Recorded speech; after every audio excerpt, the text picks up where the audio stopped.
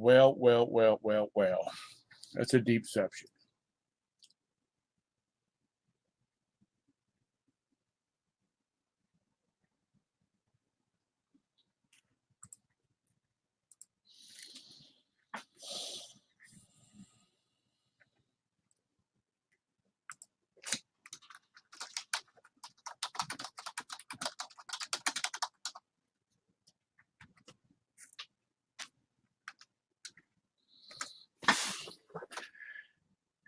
Hey, Sally, I put a link in the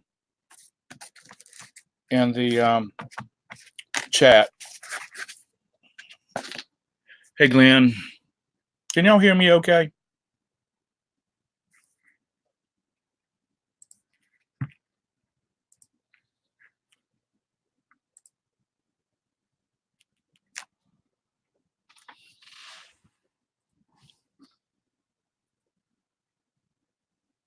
Can y'all hear me? Okay. Yeah. Good morning. Can y'all hear me? Okay. Good morning, Valerie, or afternoon. It's morning for you. I had to make a run to the doctor this morning. That baby got here yet?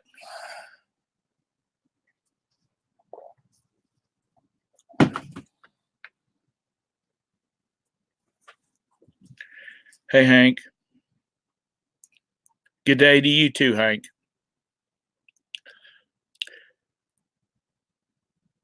Sally, it looked like you got, if I looked at the right picture, have you been to not Goodwill, Dollar General this morning? There she is.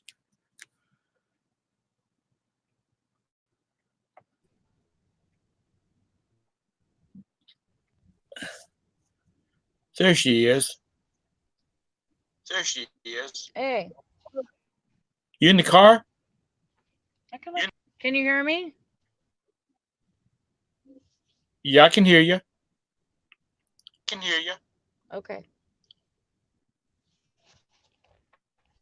I can hear me too. I'm on my phone in the car. Hear me too. I can hear you too.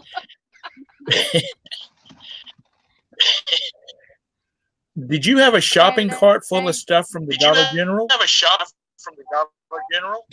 Two. I went to 2 stores. Hi, Sakuna.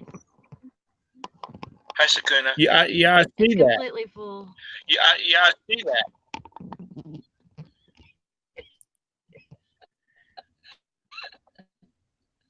I love it whenever I could find love it.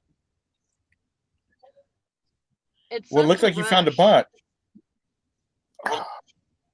I've found over 500. Wow. So Wow. yeah, I did good.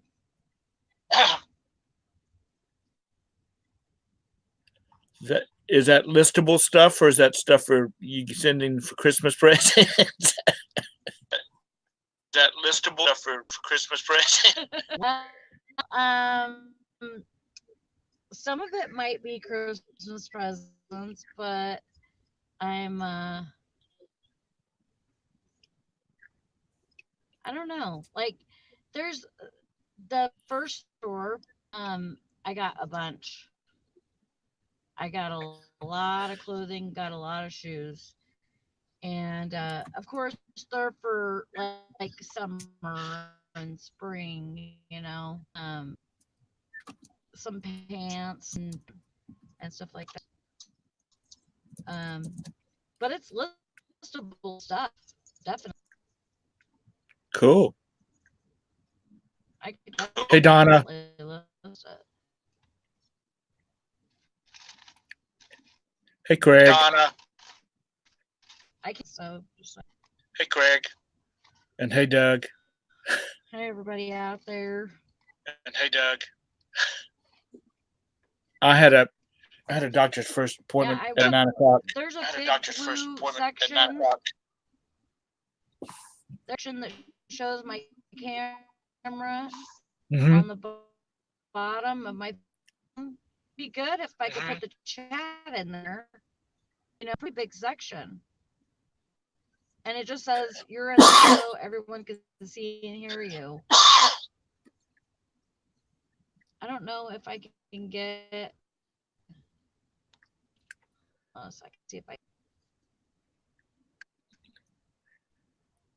Am I seeing snow on the ground behind you? Possibly, because it says private. Snow on the ground behind you. Oh yeah. Hi, Okay. hi, Texas Foul. Hi, Texas Foul.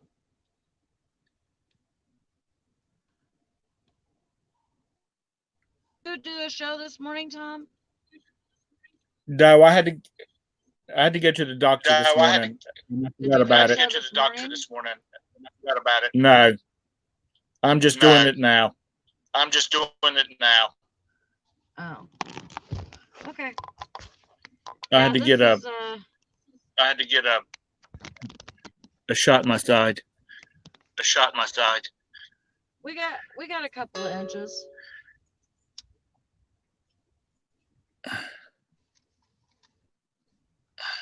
Oh, there it is, right there. I want to go her. I want to go her. And then that. No, that's not what I want. I want her, not me. No, that's not what I want. I want her, not me.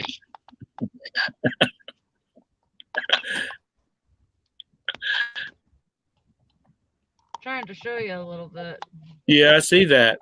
Just don't do like Bridget and go running through stop sign. Just don't do like Bridget and go running through stop sign.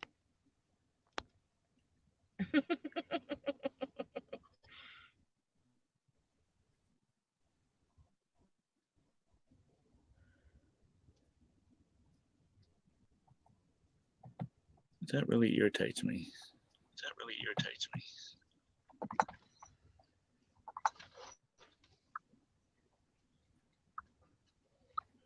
Anyway, it looks like you got a bunch of good stuff. Anyway, it looks like you got a good.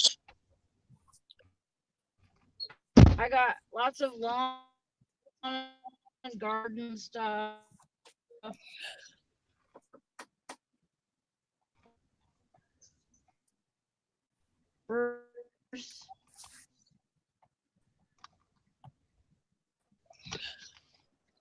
Hey, Tara.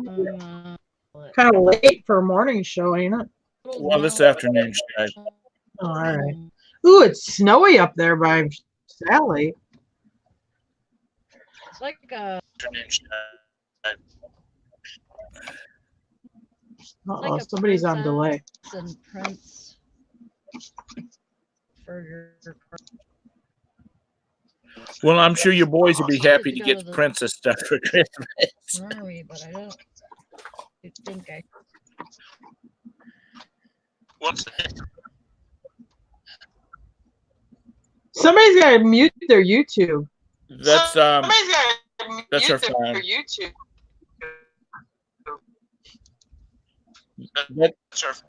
That's Sally's phone.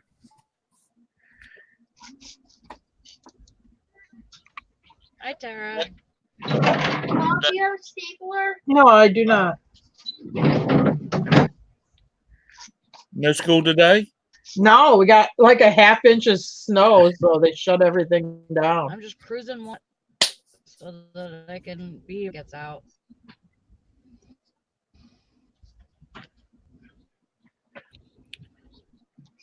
Now you know what it's like in the South, Tara.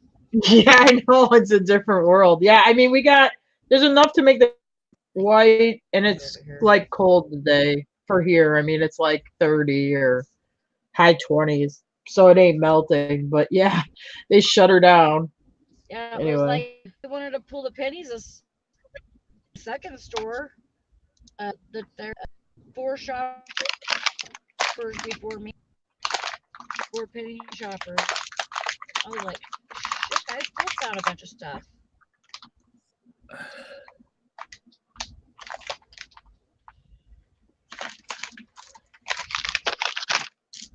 Is Sally talking to us?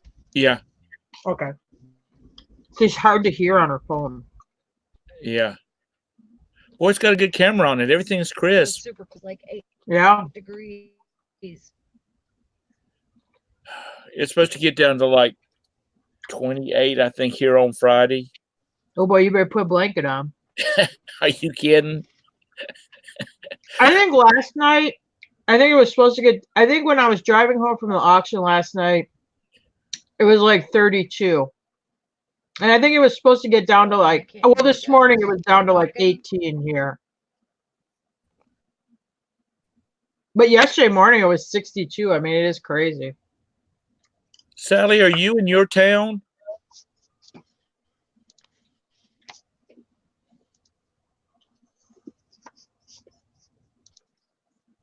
She might have her phone turned off. I mean, her speaker turned off, and now she can't hear us. Maybe.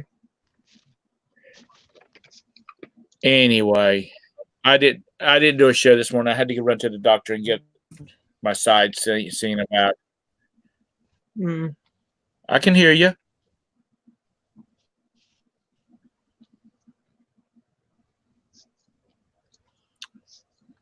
He gave me a shot and told me to go home. Which I found some of the Walmart. Yeah, Walmart has that Back-Aid Extreme or whatever, what Max, whatever you told me. Oh, back Mac? Yeah, Yeah. it worked good. Yeah, it does work good. But It'll put you to sleep. I mean, you're gonna get tired and drowsy, but when you wake up in the morning, and you feel a lot better.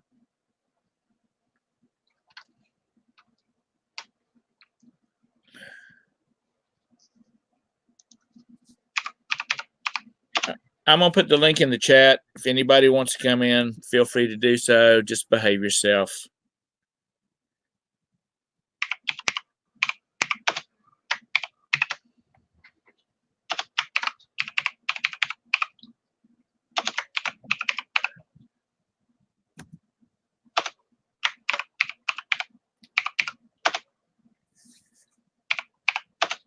Yeah, Donna. You just you sit there and look pretty and don't talk about the weather. She says she didn't want to brag, but it's or rub it in, but it's 80 there. Where is she at? Oh, in Florida? Yeah, she's in Florida. I think she's in Boca or down in that area. Boca or in that area. Did I find you? I Yeah. lost my audio.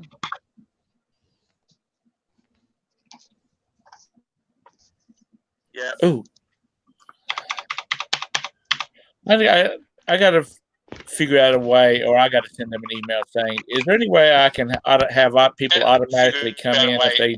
Or I got to send them anyway, I can have people automatically come in.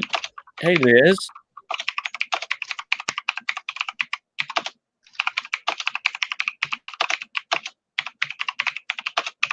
So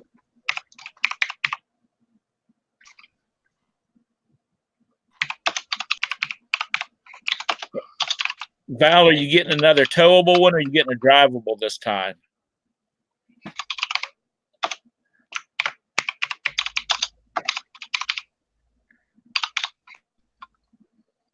Val, are you getting another drivable this time?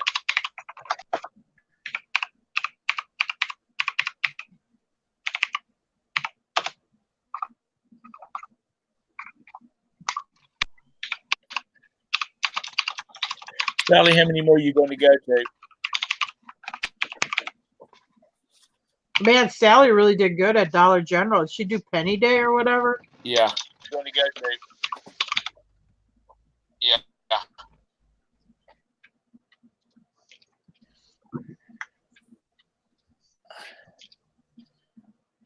Yeah, she was filled the back of that car up.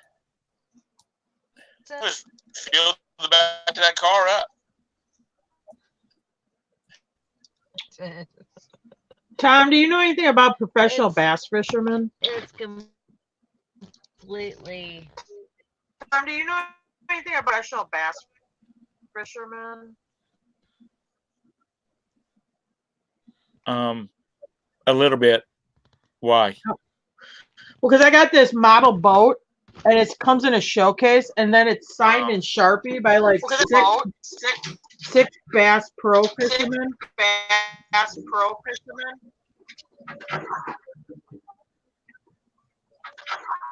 But I can only make out the name Larry Nixon. I can't really make out any of all the rest. Right. Nixon. I can't really make out any else. I've never heard of him.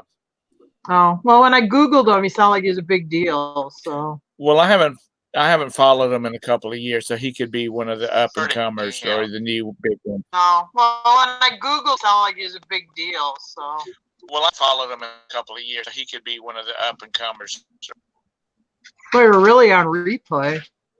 Yeah, hey Maggie, there's a link in the list. Really if you on wanna... replay. Yeah, hey Maggie, there's a link in the list if you want.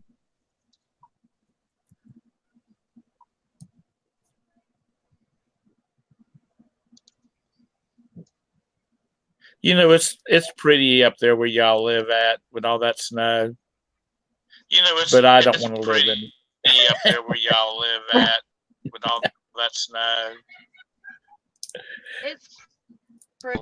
Whatever I say, I would say something. Whatever I say, I have to say it twice because it's so important. Whatever I say, I have to say it twice.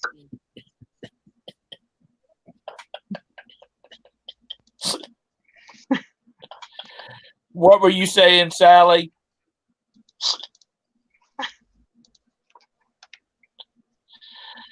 And Sally, I was just saying this pain in the ass.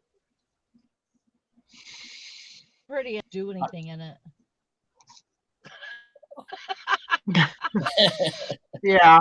Where I used to live, I heard it was like -1 there this morning. You know? Yeah. Where I used to live, -1 there this morning. Oh, I bet. It's We to be under 20. Wow.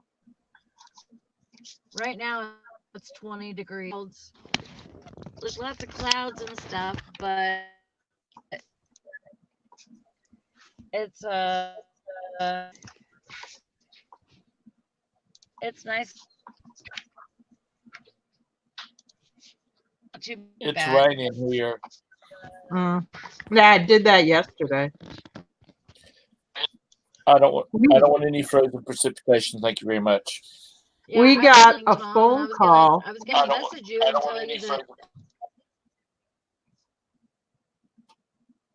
precipitation. Thank you very much. I wasn't gonna and didn't message. That's okay.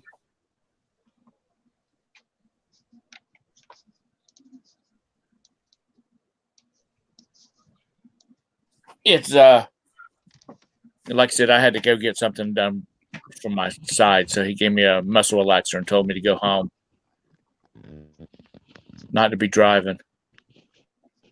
But to definitely go on YouTube, right? Don't drive it. You could definitely go on YouTube. I got to pack a couple of things I sold this morning. Oh.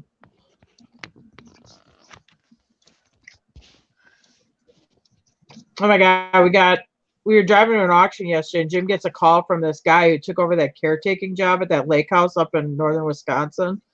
He goes over there. They didn't have the house drain, and the heat in the garage wasn't working, but there's like living quarters above the garage with a bathroom. Well, the toilet froze, the toilet broke, it broke a pipe, it made the part of the ceiling drop in the wine room because you've had water running down it. And Jim's like, oh man, am I glad that ain't me right now. Why hadn't he winterized the house? Jim's like, get that house drained. It should be drained already. Because I think they think it's like, like your house, let's say. It's like, yeah, I mean, something could happen, but it's a lived-in house and everything is working and functioning normally. That house, the furnace fails every year.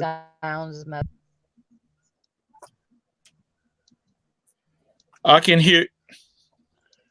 try going out and coming back in, Sally. Maybe it'll fix itself.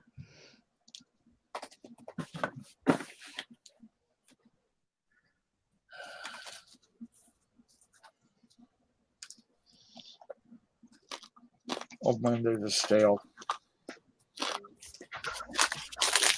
So what did little man think about having this day off for half inch of snow? Well, yeah, but he has to do this thing down here. It's called Cyber Day, so he still has to do this homework during the day today. Right. So because then I guess it does, they don't not have to make up snow days then because it counts like a day of school if you get this homework done. So he's got to do a little bit of that stuff. But last night we came home. We went to an auction last night. And we come home, he goes, "Oh, did you notice anything?" I go, "Yeah, it's snowing. We've been driving home in it." Anyway, it's just funny. Yeah. I'm surprised all the kids have not been commenting. Well, you don't have him wired up yet, so. Oh. So Yankee boy, what do you think about our snow? Snow? This ain't snow. This ain't nothing. It's cute. I mean, to me, it's cute. Like, I'll go to school to pick them up because they have the teachers are outside, you know? And then it'll be like, I don't know, 38, 40 degrees. And they have their mittens and their stocking hats on and their big heavy jackets. And I'm like, oh, you guys are so cute with that stuff on. Hey, Master, how you doing?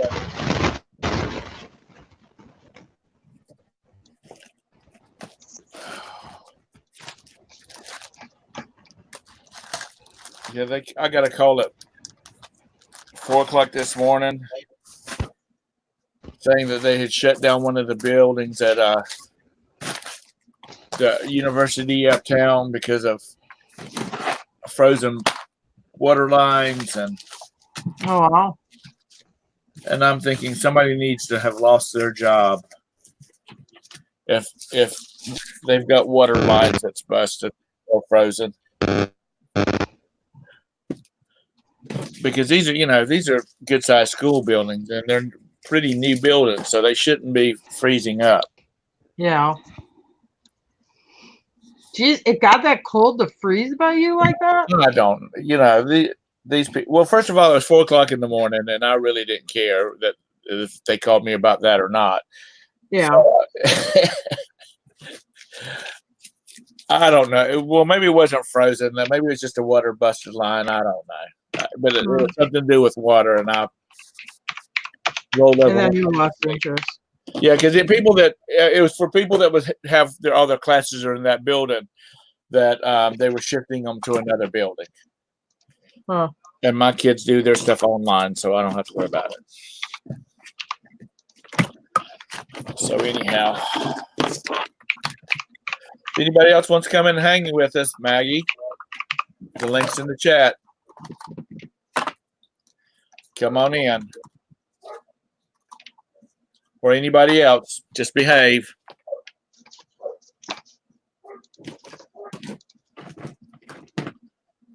Number 2, there's this guy I follow, and he has a good network show between 5 and 7 every day called the Carolina Hillbilly. He's got a lady in there that is his moderator, and she's pretty tough on people. Oh, yeah. And I'm not saying that to make fun of her or anything like that. She does a good job. Really good job. And when you get a minute, you have to check them out. Oh. Hey, Lothar, long time no see. Yeah, I've been kind of busy. I've been super busy. How have you guys been? Been doing good. Lothar. Yeah. Well, Tom hasn't been doing any nighttime shows either. Yeah. I know. Everyone's been busy lately, and then I had to do a lot of work in the building and everything else. And Then we had a psychopath who came in here with a sledgehammer and started smashing windows. So, I thought everybody was nice in Canada. I didn't think you had psychopaths. no. We have. It's gotten pretty bad here in the last couple of years. Mm. Like the Well, city then complained about 40 murders would happen this year. So all those Yeah. Americans moving to where the grass is greener is that's causing all these problems. no, I think it's the indigenous, like the native community who are shooting themselves, like the Native Right. Americans. So,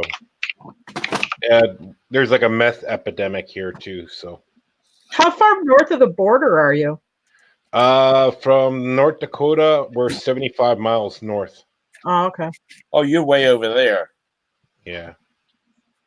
Yeah, we're like on the Texas line. So if you went like all the way to Dallas, you could shoot straight up and you'll hit Winnipeg. Are y'all getting it? There was like this Arctic front moving through, which is Yeah, so, it's like 6 degrees here right now. It's like minus 17 Celsius though. wow. It's freezing. Yeah, It's an early winter. yeah, and they're saying that we're going to have a cold, wet winter down here. Yeah, what's with the global warming thing? I thought it was supposed to get warmer. You can't call it global warming anymore. It's climate crisis. Oh yeah. We'll just call it the Greta crisis. Let's just Oh, not even God, go not there. that girl. This is the You know wrong what step they? for that. Yeah, I know. You know what they did? Air samples though here 2 weeks ago. What I found really neat is because they take the air samples and see how good the air quality is. Right. They pulled more plastic into the air quality, like pieces of little plastic, microplastic. What they are now saying that can cause cancer. So it's plastic is going to kill us. Well, I thought that with all that cold weather y'all have up there and the snow and all that kind of stuff, it's supposed to keep y'all's air really clean up there. No. You know why? Well, I wouldn't say that. We have to warm up our cars for 25 minutes, sometimes 30 minutes. You know what I mean? Like today, I got annoyed because this lady had her car parked right behind, right below my window, and she kept it running for 30 minutes. So I said, "Can you move your car just a bit?" Like, because people don't want to start their. Well, first of all, it's really bad if you start your car and just drive off with it because your oil's probably hard as a rock, right? Right. So you just wreck your car. So you do have to warm it up for 5 to 10 minutes. You don't have to overdo it either, right? You don't have to. I mean, your oil engine temperature gets warm within 5 minutes in a new car. Well, I thought, and this is just a stupid Southern in me. I figured like in apartment complexes, they would have like outlets out in the parking lot, people to plug their They do. cars into. Yep, Yeah, they but do. that's just the block heaters. You still got to warm them up a little. Well, that's what You I'm still got to warm them up. Yeah. Okay. But doesn't That's the just heaters to in help your- them start. Okay, I thought that would like kept the whole engine warm. No, it just No. keeps the oil a little warm so it doesn't crank hard. I had a little Ford Ranger at one time that had it had a diesel in it. And that you got to plug in because the diesel will gel up. Well, I plugged it in all the time during the winter, even if it just got down to 40 degrees, because when I would get in there and crank it up, I had warm air blowing out of my vents. Yeah, Well, because the air was warm outside at 40 degrees. Not Yeah, for but- us, not for me. You could do another thing. There's two warmers. There's a battery warmer, okay, so it covers your battery, and then there's like a little heater that goes into your oil plug, which heats up your oil pan.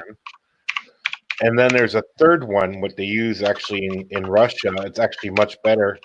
That your top hood becomes a warming blanket, so it heats the top of your car, which is actually a little bit better, but it costs more in power. Right. But it works really, really well because it keeps your whole engine warm. So it uses a radiant heat blanket. So that's one way, because they used to put fires under people's cars or trucks to get them going again, right? So My some friends of mine that when they built their new house, they have vents that go into the garage, so it keeps the car warm or keeps it cool, depending on Yeah. the time of year it is. I well, tell I them, wouldn't see. I that's don't recommend. Yeah, I don't recommend heating your garage with a furnace, because what happens is the intake. You have to have an intake going back into your furnace, and you can get carbon monoxide into your house that way. right. The best way is putting a just an electric heater in your garage, keep it warm, but put it on a timer so it only comes on at night, and that would be a little bit better for the house anyway.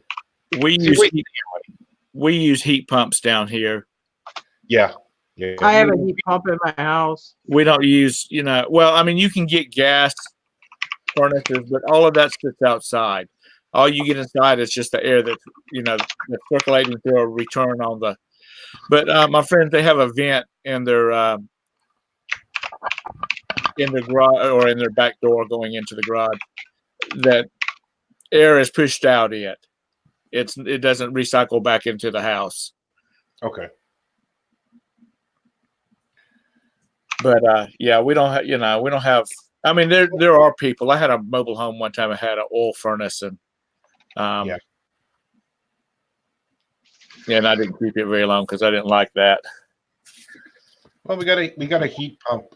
We have heat pumps here too. So, but we have see, my sister lives out in the boonies, so she lives out in the middle of a field, and she's got a heat pump exchanger. So she's got about, I think, what was it, 4,000 feet of coiled pipe in the ground, and it takes the natural heat from the ground and puts it through the furnace.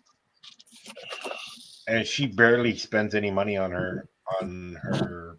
She doesn't use natural gas, so she uses a bit of electric to run the furnace, and that's it. And it's constantly, and it actually keeps it cool in the summertime and keeps it hot in the winter. Actually, her place is way too hot in the winter. She just, she can heat her whole house and the garage with it. Well, there's a guy down in the county below us. He's got a underground house, or at least it's all except one wall is underground. Okay. And he has, I mean, his house stays about 65 degrees all the time. Yeah. So, they have throws on the back of all their chairs in case, you get there and you're a little bit on the chilly side in there, then you just help yourself to a throw. Oh, for sure. So how's business been doing with you guys? All right. I mean, to me, you just got a list. Yeah. It seems like if you keep your activity up and keep putting new stuff on, I mean, you're gonna sell stuff. I've got so much stuff on there and no calls, no bites. Really? Yeah. I have it on this thing, Canadian platforms called Kijiji. Wow. So I don't really use an Amazon or what is it? Not Amazon. eBay. I don't really use eBay. So Yeah, I only sell on eBay, so I can only tell you what I think about eBay. I mean, it seems to me like you just sit down, make sure you list, keep hitting it, and it's gonna happen. It ain't gonna be like the next day. It usually takes you, it seems like 5 to 7 days to get it in gear, but it does work. To me, it's activity, getting new relevant stuff on. It'll pull even your old listings will start popping better then. Yeah, I don't know. It's just up here, the real estate market is like no one can sell their homes. They're not giving out bank loans for people who want to have homes. They're really picky on certain things. So really? Well, that's kind of what happened in the U.S. here, like in 9 and that. Yeah. But here I don't know. It's just here they're just refusing to give out bank loans this year. Well, I sold a house in 2016. I owned a different house. Yeah. And I had an accepted offer on it. The guy had pretty good credit, but first time homeowner. Yeah. Because the bank don't want to give you the loan. They want to ship you right over to like government lending here, like Fannie Mae or whatever. And the problem with Fannie Mae is, I mean, if you have something like peeling paint, that all has to be fixed before it's approved for the loan. And they told them the house was built in 1973. Go find a newer house. You're approved for the loan. You can get it. But that 1973 house is too old. Go find something newer. I'm like, well, geez. I mean, he's buying this house because he can afford it. You Yeah. put him in a newer house, it's going to be, you know, what, $50,000-$80,000 more. So he has a bigger mortgage payment. I mean, it just doesn't even make sense to me. But what are you going to do? My neighbor here, he's got a house. He's selling it for $314,000. It was built in the '60s, so $315,000. He's dropped his price like 3 times. He's only Yeah. had 2 people look at it, and it's like, no, it's an older house, also, right? It's just the newer homes I don't like because they put them so close together that you can hear your neighbor if they have music on. So it's like, what's the point of that, right? Like it's a brand new house. And then I was laughing because they built brand new houses right next to the garbage dump. You smell the garbage dump. Like, Well, you can't really do that. Like, you know what I mean? Like you can't build $1 million house next to the garbage dump. That's just yeah. silly. I kind of look at it like this way. I don't like it when the government gets involved because they muck it up. But the thing about, if I think back like 25, 30 years ago, like when I first bought my first place, it was if you had the money down and your credit was good and you had like 20% down, you probably were going to get the loan. I mean, pretty good chances of you were going to go get that loan. And you bought at that time, if you were at, you know, I can afford a $60,000 house. But houses should be like rungs on a ladder. You put some sweat equity into it. You sell, you live in it for a while. You sell it when you outgrow it. Hopefully you make some money on it. And Did you you just go say- move on to the next house, which is going to be a better house, a more expensive house. But when Yeah. they muck it up like this, they take that whole step out of it, I Yeah. think. What? I mean, you guys have $60,000 houses. They don't even exist up here. Really? Oh, I mean, the cheapest house you can get is probably 250,000 Canadian. So that's about that's about 200,000 American. yeah. Good luck if that's in a good neighborhood. It's gonna be in the worst neighborhood you're gonna get. Yeah. Houses right now, if you want a decent house, you're looking at about 600 to 700,000 for a bunk, like a nice 2-story house, 3-bedroom, 4-bathroom, like a 2-door garage, and anything above that, it just goes into the millions. Is it like it all over in Canada, or are you in like a more popular area to live? No, I'm pretty much in the city that no one wants to live in. So Winnipeg is like just like a farming town, but it's got like 700,000 people here. Mm. The whole province is it's almost a little bit bigger than Texas. We only have like 500,000 people live here. Yeah. Altogether 1,500,000 people around there live in the whole province. So it's a really big place to live, but there's no one here. But if you go somewhere like in Ontario, go to Toronto, you're paying $3 million per house. You're going to British Columbia on the West Coast. My nephew built a house there for $700,000. It's worth $7 million now.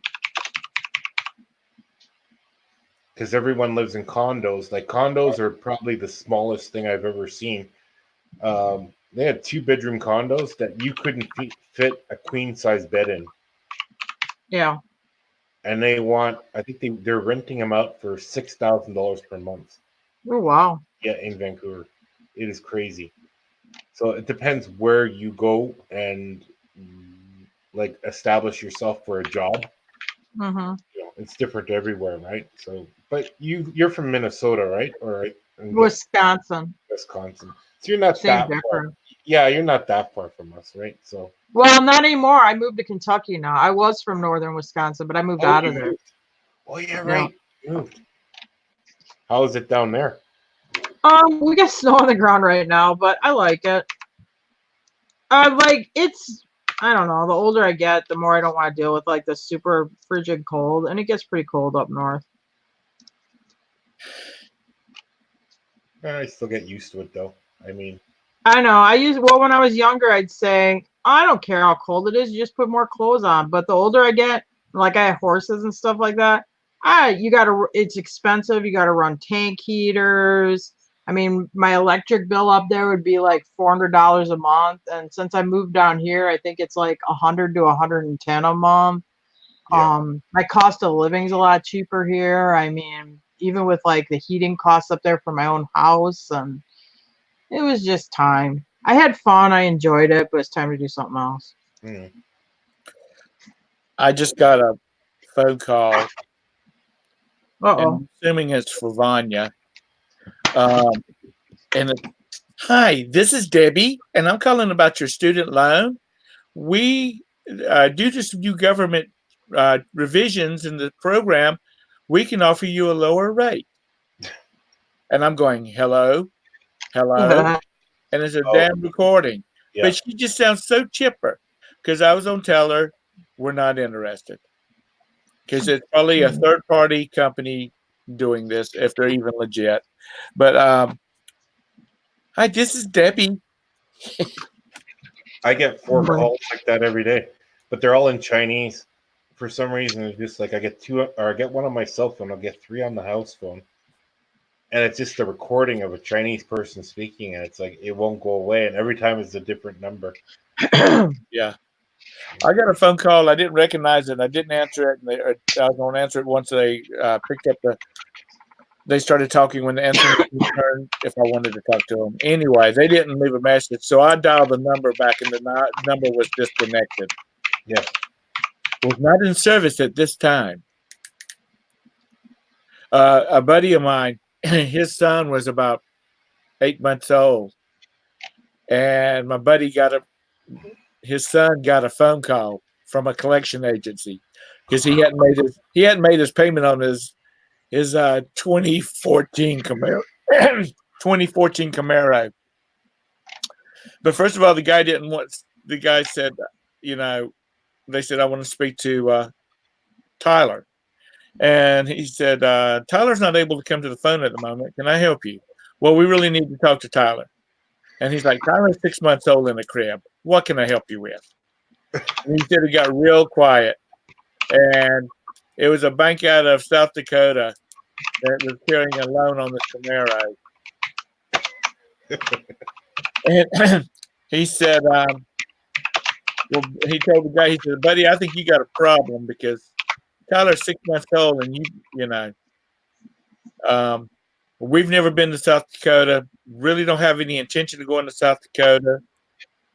So I don't want to get any more calls. Well, somebody with his social security number got this loan. And he said, well, you need to go back to the dealership that originated the loan. And he said, well, it's not really their problem. And the guy said, oh, yeah, it is. He said, because I work for the Mercedes dealership and I write loans. That's my job. And he said, we don't write loans over the telephone. So somebody came in there, somebody presented all the identification that they needed to prove that they were who they were. And then he said, and who was the dealership that wrote the mortgage? Well, I can't give you that information. He said, give me the VIN number of the Camaro that my son supposedly purchased. I can't give you that information either. So being that he is sort of in the same business, he did get a callback number, and then he got a callback number. He found out the firm that was servicing this this collection deal. Anyway, he made some calls and he got it back to the dealership that sold the car, and it was a legitimate dealership. I mean, a real Chevrolet dealership. And he called back and he talked to the guy at the collections office, and he said, look, I'm getting ready to get on a plane to fly to South Dakota. to this dealership. And he said, I suggest you meet me out there. And he said, how can you get an airline and get a flight to South Dakota so fast from Charlotte? He said, because my boss is, if he's not a billionaire, he's damn close to it. He said, I was telling him about it. He said, take the plane and go to South Dakota. Mm-hmm. That's how I'm getting out to South Dakota so fast. So he went out, he flew out there and went to the dealership, and he and the dealership owner was there, and the credit manager was there, and he said they had a big old shout match. Because he said, I'm getting ready to shut y'all down. And he says, because somebody falsified, documents. So anyway, they ended up getting it all. The guy that actually wrote the paper was not there anymore. Okay. So then they started doing some research, and he had written a lot of paper to people that they weren't sure that, or they knew that they weren't the people that bought the car. But there was a driver's license, a North Carolina driver's license, because they took pictures, they made copies of all that stuff and had it in the file. And that definitely was not Tyler. No. Well, we had a similar thing like that too, from those crank calls. You heard of the ones where, hello, we're the IRS and you owe us money? Please tell me you didn't get one. Here's the funny part. Someone in our building here, asked me where the IRS building was, and they're on the phone. And I'm going, dude, this is Canada. That's a false call. Just hang up. They said I'm going to jail, blah, blah, blah. And I actually took the phone out of their hand, and I said, I said, this is a crank call. I'm hanging up. So I hung up, and they tried calling back again. That's how desperate they were for the money. And I'm explaining to the guy, there's no IRS in Canada. And the IRS does not call you. No. The IRS does not send the local police to get you. They are the police. Yeah. I mean, oh my God, Tom, did you ever watch that video where Nikki's talking to one of those guys that do that IRS scam? Yeah. And she's like, and he's like, did you get in your car? Well, blow the horn. And she's like, no, I don't want to. My neighbor has cows. They'll scare the cows. He's like, no, blow the horn. And he finally figured out she wasn't in a car. And then he's like, I think he called her a bad word and hung up. I told my mom,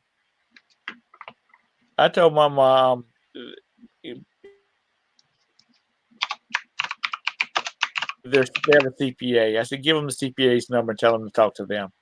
Mm-hmm. Tell them that you don't deal with that nonsense. You just tell them to call the CPA. Well, the strangest thing, they have, if you have call display, they use an American number or the number of your state or province where you're in. A lawyer has found out that now that phone company is liable and part of the fraud if they give these people a phone number. That's what they need to do. And so, I mean, this is why all the computer scams have dropped, where, your computer has a problem and, Well, they have, nowadays there's programs that they can run on their computer, and it shows up that a certain phone number is. Yeah. Because I got, like I just said a minute ago, I got a phone call from somebody. I didn't recognize the number. I didn't answer it. When I tried calling the number back, it was a disconnected, not service number. Yeah. So I'm thinking they're hacking numbers. That's what I think they're doing now. So, because someone called me back and said, hey, you called me for such and such and this. And I go, no. Why would I do that? So I'm thinking, if you put your phone number out there and use it on these websites, I'm thinking they're using your phone number. They're tying into your phone. Well, there's you can get burner phones now. So, It happens. It's just, that's the reason people just don't answer their phones, unless they know who it is. Well, I have to answer my phone. I'm the building manager, so I have to answer my phone. Well, But I have. you need to get everybody that's in your building. You need to get their numbers and stick it in your phone. That's what I got. I got all their apartment suites. So if someone rings me, the apartment suite pops up. So I actually know what apartment suite is which. So that's actually a good thing. And then sometimes they change their phone number. So, but like it's just certain things. Like I won't get too many crank calls on my cell phone, but I'll get them on the home phone. Like a lot of those, like, would you like your ducts clean? Would you like? And I always go, oh, sure. My ducts need to be cleaned. Quack, quack. And then the window guy, window people. Oh, we have a special on windows, and they're not even from this country. So it's like, Yeah, I got a phone call from this person one time, and I said, who am I speaking? No, he said, this is Michael, and I'm from such and such. And I said, well, hello, what can I do for you? And he goes into whatever spiel it was about insurance or something of that crap. And I said, Michael, where are you at? Because he distinctly had a Middle Eastern accent. Yeah. He says, I'm in Duluth. And I said, Duluth, Minnesota? And he said, yeah. He said, I'm looking out at the Superior Sea. And I'm like, no, you're not, because that's not a sea, it's a lake. It's big as a sea, but it's not, it's a lake. No, but they'll lie to you to comfort you, right? That's their job. That's what they get paid for. So I don't, I just don't take care of business over the telephone. Yeah. And I tell them, I don't do business over the telephone. Send me a letter through the United States Postal Service. Then if you're not who you are, then I'm going to have you arrested for mail fraud. And half the time I don't get any information. No, and then even when a government agency does call you up, you can't even understand the lettering. Like it's like, how do I fill out this paperwork to begin with, right? And I've had that sent to me before too, where you don't. It's like a fraud thing you're supposed to fill out, right? And they say they're from the government, but it's not. And I looked at it into detail, and it's like there's another scam now. They're doing the letter scams. So hypothetically, you fill out for, say, a catalog you want to get, and that company sells that information to someone else.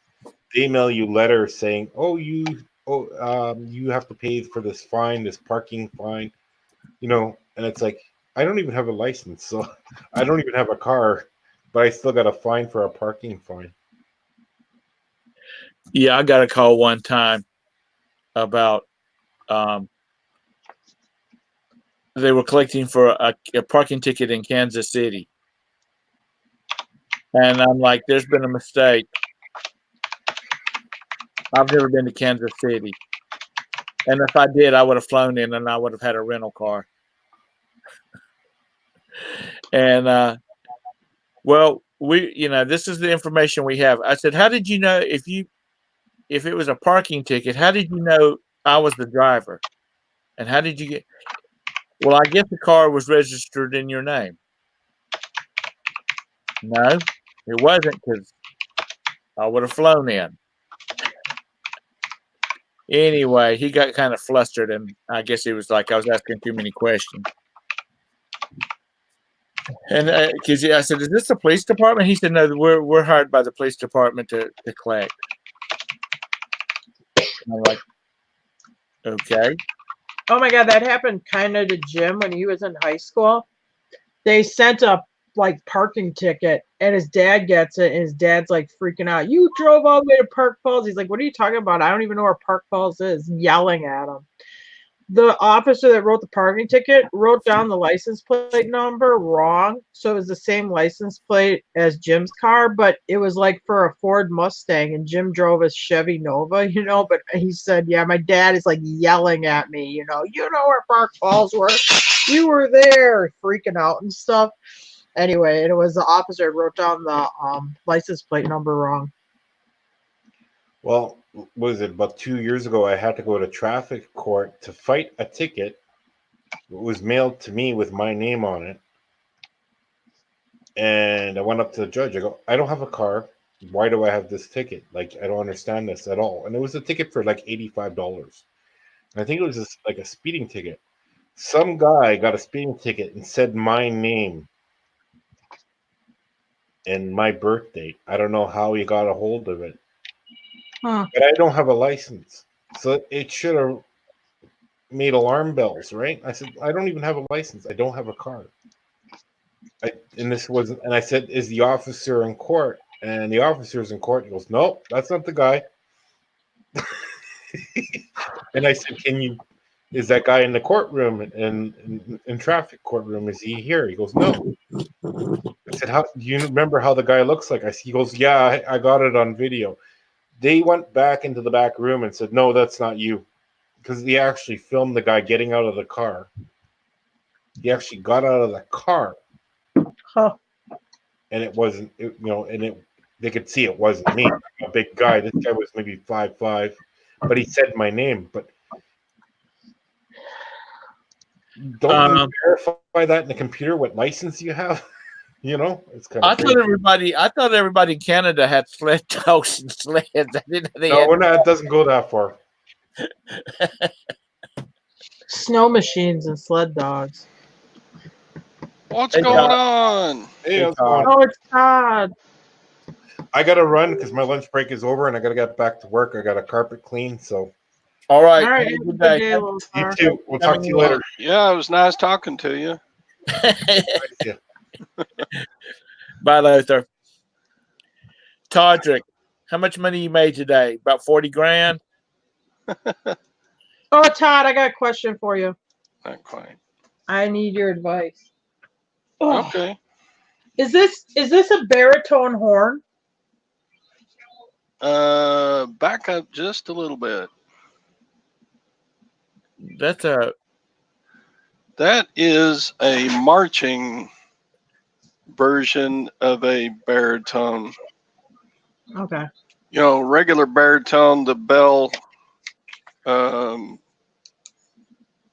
goes upward.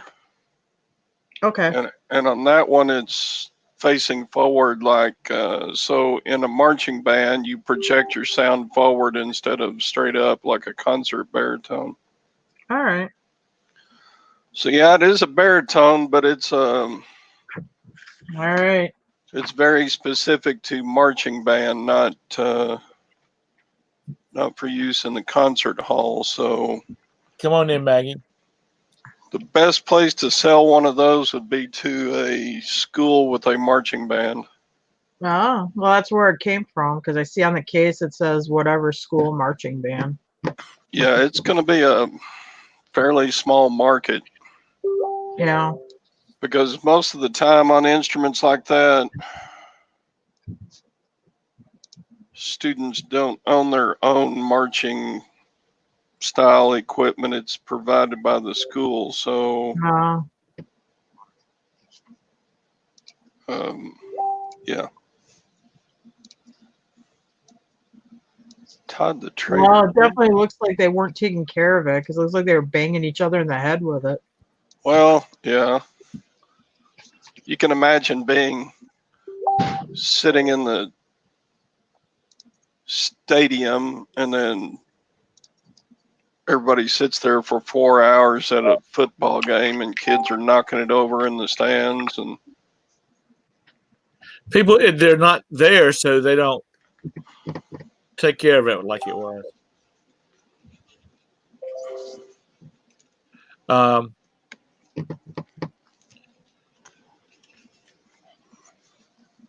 Is Bach a brand? Is Bach a brand? Yes. Yeah. Okay. It's part of the Selmer Bach Artley. It's kind of like a big music instrument conglomerate now. Hmm.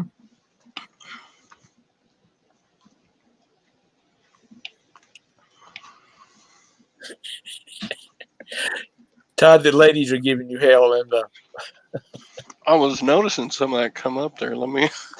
the Facebook chat. Oh, Lord have mercy. Hey, Joanna, how are you?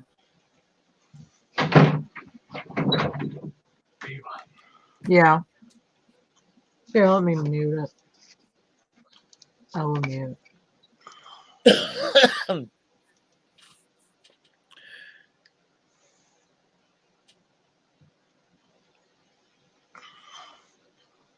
Hey, Why are they giving me hell? I didn't do anything to them today. Hi, Mike.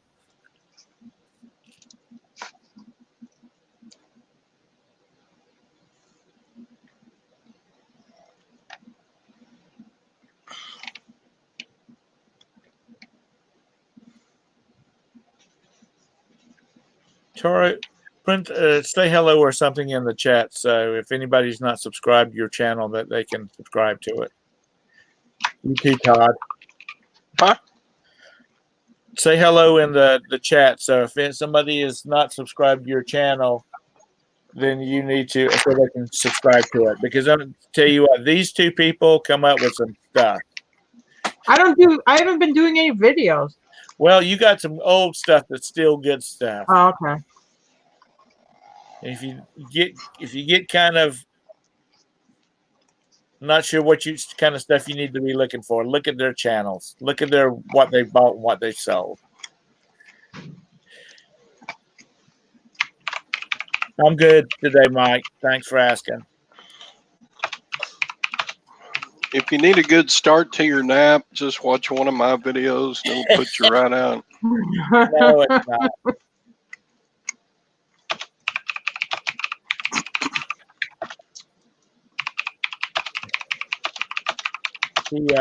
He's Haven't sold hardly anything today, but yesterday and the day before, man, I had big days. It's funny, like yesterday in the morning it'll be a little slower, but then through the after supper it really picks up, it seems. Well, people are working.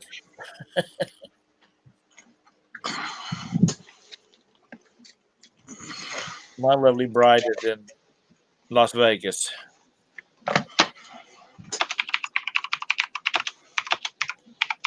Good to go out for a seminar. Uh-oh. Get it. Who There's a sold? sale.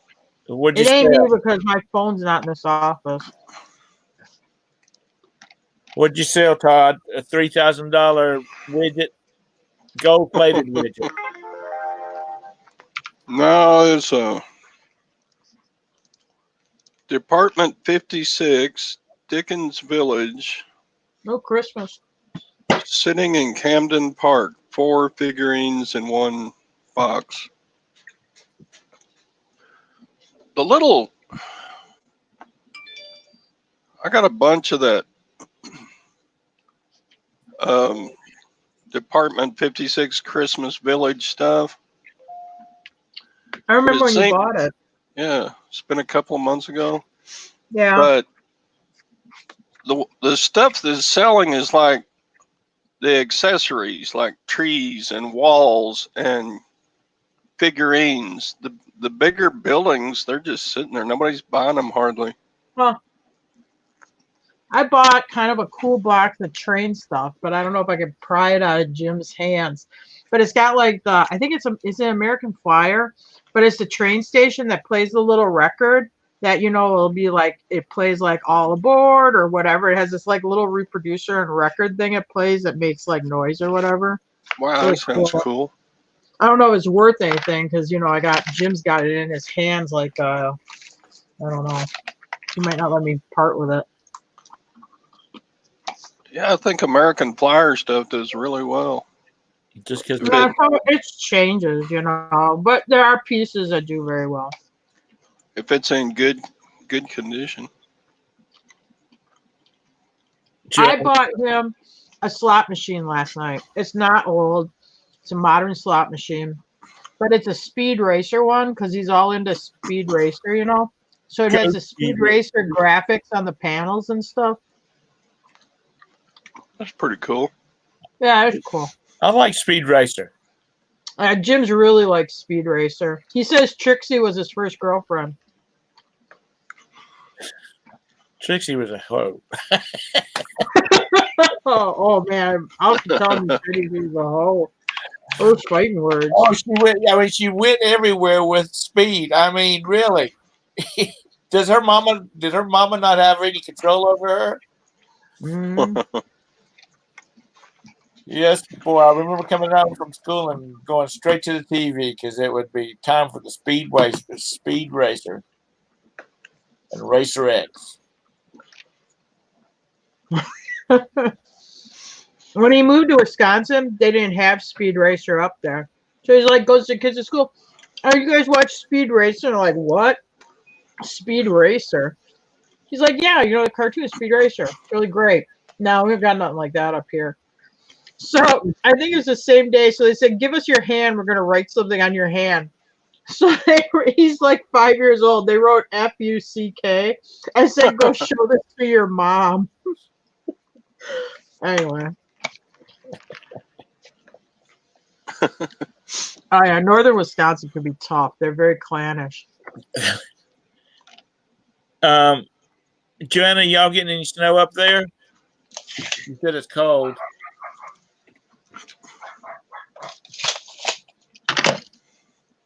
What am I saying? Christmas.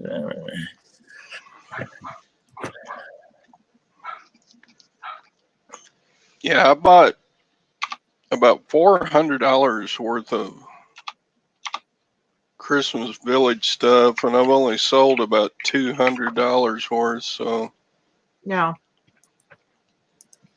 I still got a bunch of it left. Some of the Dickens Village stuff moves a little slower. To me, anyway, in my opinion. I don't know why, but it just seems like it moves a little slower than some of the other stuff.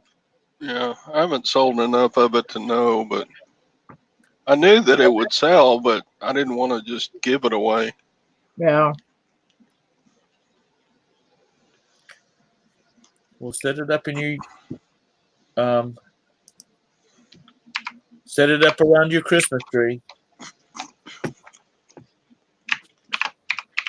Something else for me to stub my toe on. Mm-hmm. You sound real festive for the holidays. Don't set up that Christmas Village. That's just something for me to stub my toe on. My God, you remind me of like my uncle. He'd be like, I bought these concrete family of deer, like the buck, the doe, and the fawn. And I didn't tell him. I just put it in the yard. Oh, what is that? Oh, it's something more for me to mow around now. Oh. I'm like, oh, God. Anyway. Yeah.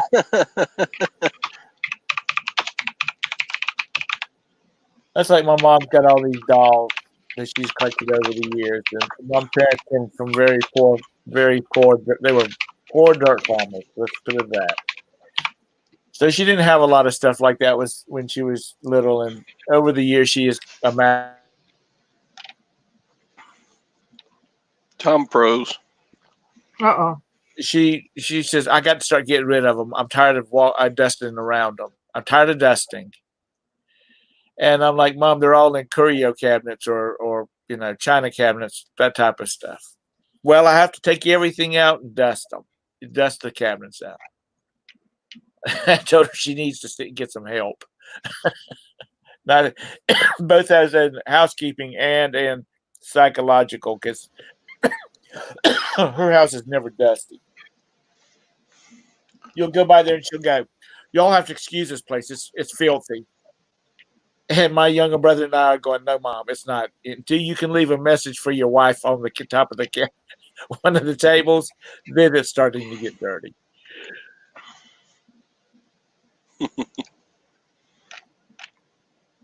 I never realized before I started reselling how much ceramic and glass knickknacks were out there. You know, you go to Oh, garage yeah. sales and you go to especially estate sales. And glass doesn't age, you know. If it was bought 40 years ago, it's still just wash it off and it looks like brand new, but nobody wants to buy that stuff really. Oh, it has to be Unless, pretty unique or something. yeah, something rare or from Hmm. something really, really old. Or if it's got Mark Tiffany on it or something. Okay. A buddy of mine. I bought it for myself. I bought a big slag glass antique lampshade. It's green glass. I don't know what I'm gonna put it on. I told Jim, I'm like, oh yeah, I'll sell it because he would not want to ship it. It's probably it's got to be like 16 inches across or something. Slag glass, you know, it's cool looking. And so when I looked at it, I'm like, oh, maybe it's Mark Tiffany or something, but it wasn't. Anyway, I knew that when I bought it. A buddy of mine, he has a son that's 11, and the kid collects snow globes, and he must have 500 of them. And he, and I'll say 2/3 of them are very old. I mean, you know, like from when I was a kid. Because they didn't have mold, they couldn't mold plastic when I was a kid. But anyway, this kid will go someplace, and Jack, my buddy, he's like, Michael can see a snow globe piled under crap. He says, I don't even see it. And he's like running over there grabbing them out. I said, have you asked him what he's going to do with all these snow globes when he gets his own place? He said he wasn't going to take them with him. He was going to leave them there for his mom. Because he's got a wall. He's got a 24-foot wall in this kid's got a 24-foot wall in his bedroom, and it's got I don't know, 4 or 5 inch board, you know, shelf, 4 or 5 inch deep shelf, probably every 8 inches up that wall, and that's what he puts them on. And about once every month, every other month he has his mom makes him go in there and take them down and dust and then put them back up. But my friend was telling me, Jack was telling me that he's got some that they've kind of priced, and he's got one snow globe that went for like $1,300 on eBay. Oh wow! And he said he probably paid a couple of bucks, if that much, for it because he's never, you know, he's a kid, he don't have a lot of money. But he gets them from like at Christmas time and his birthday, he'll get something really for him, and then he'll get a snow globe that somebody's picked up for 50 cents at a gift store or someplace like that.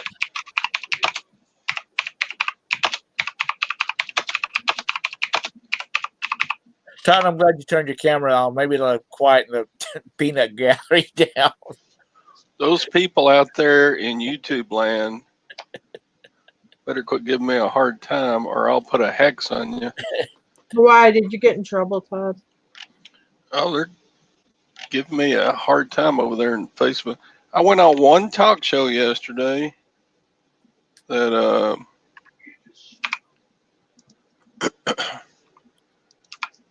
what's her name? Tracy was having. And all of a sudden, everybody in our little circle of groupie friends are down my neck about being a traitor and. Did you show your face? Going to the dark side. Yeah, accidentally. I was holding up the dog. I thought maybe I wasn't home yesterday. I thought maybe you went on there just like this is Todd's face. I'm Silver Hair Stacker. I didn't know it was an accident. Oh boy. I was holding the dogs up to the camera. Think about it though. it would be a good idea if you started another YouTube channel, a different name, and then on that channel you could always show your face.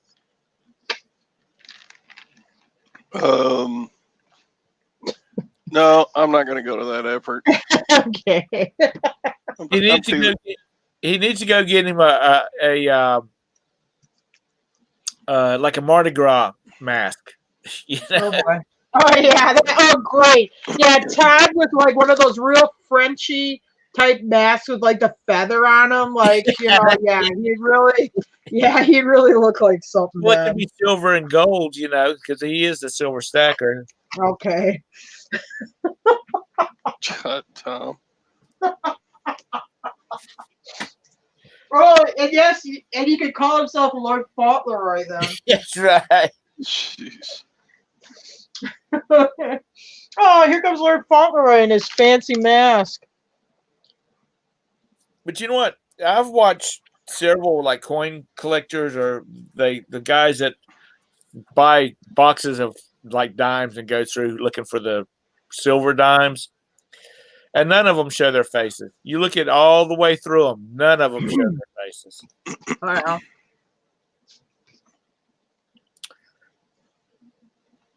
You Well, know, I mean, Todd's worried about security. Okay, first of all, you got to get through the fence, and you got to get by all of his helpers out of this running his ranch in this oil rig. You know, there's just no way you're going to get to him.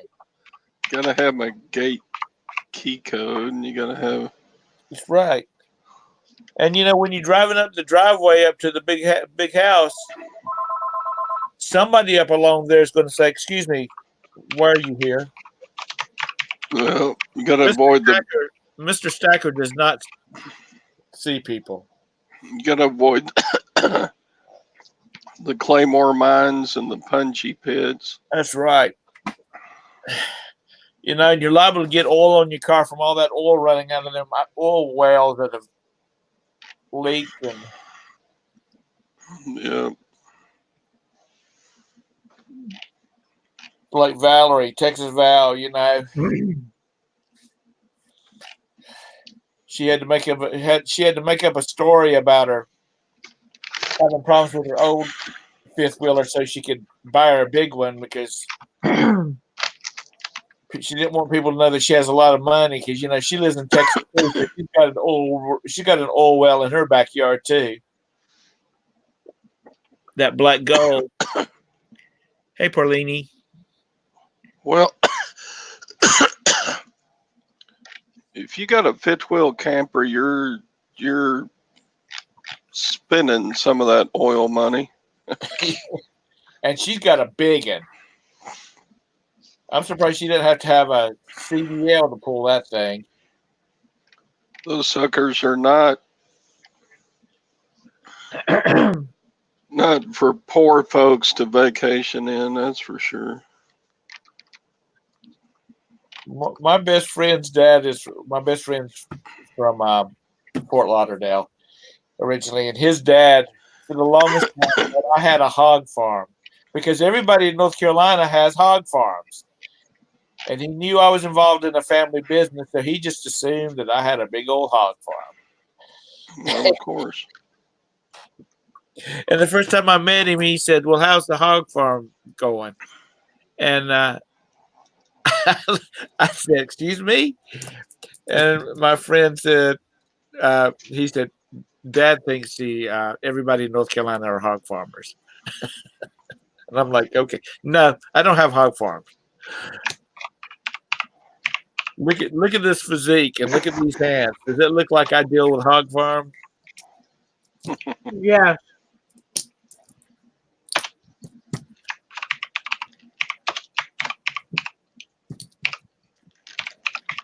That kind of stuff takes too much work.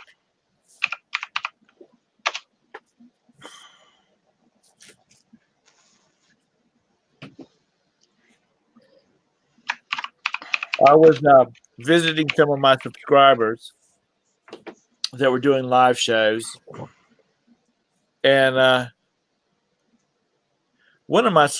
popped into his show and I was sitting there and listening, and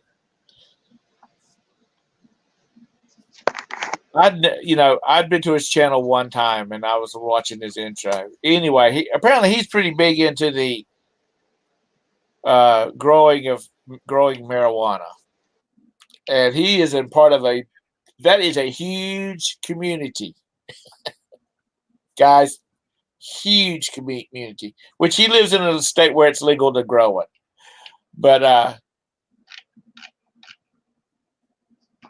I was like, oh, okay, I'll just sit here and look pretty. I won't say anything.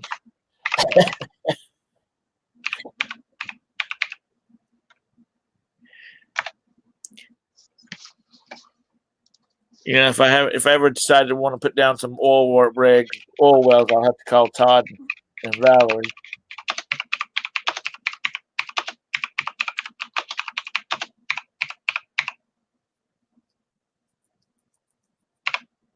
Earlier, Tar, you were talking about the house up in Wisconsin.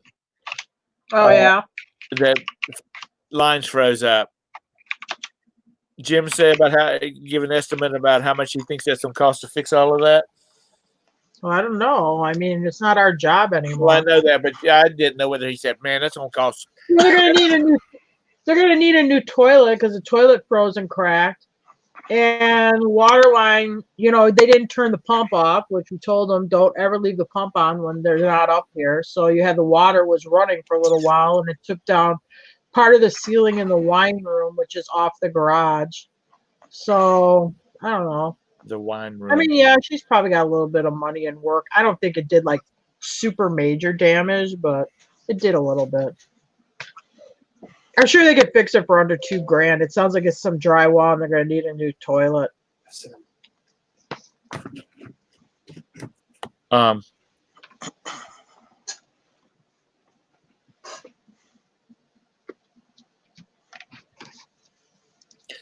Yeah, I don't have any. I do not have any water lines running across the top of my my wine room. Okay.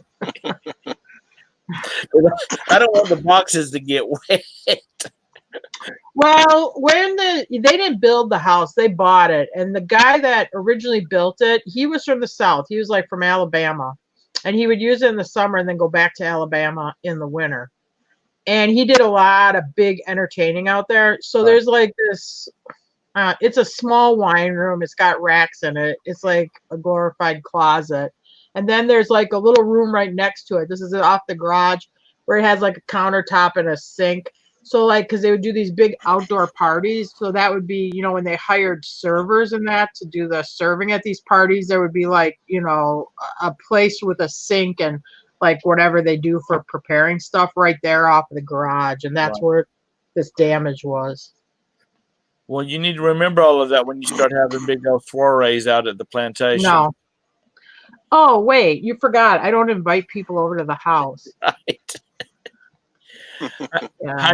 My house is my little sanctuary. I'm not a very good entertainer. I mean, not that I'm rude or anything, but like I would never plan a party here. And like Jim, he would be such a pain in the ass if I was that kind of person. I mean, you couldn't even stand it because he's like worse than me. I mean, he does not socialize or anything, not in a party situation.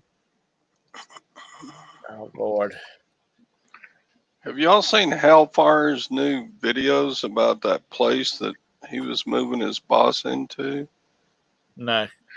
No, I didn't. My God.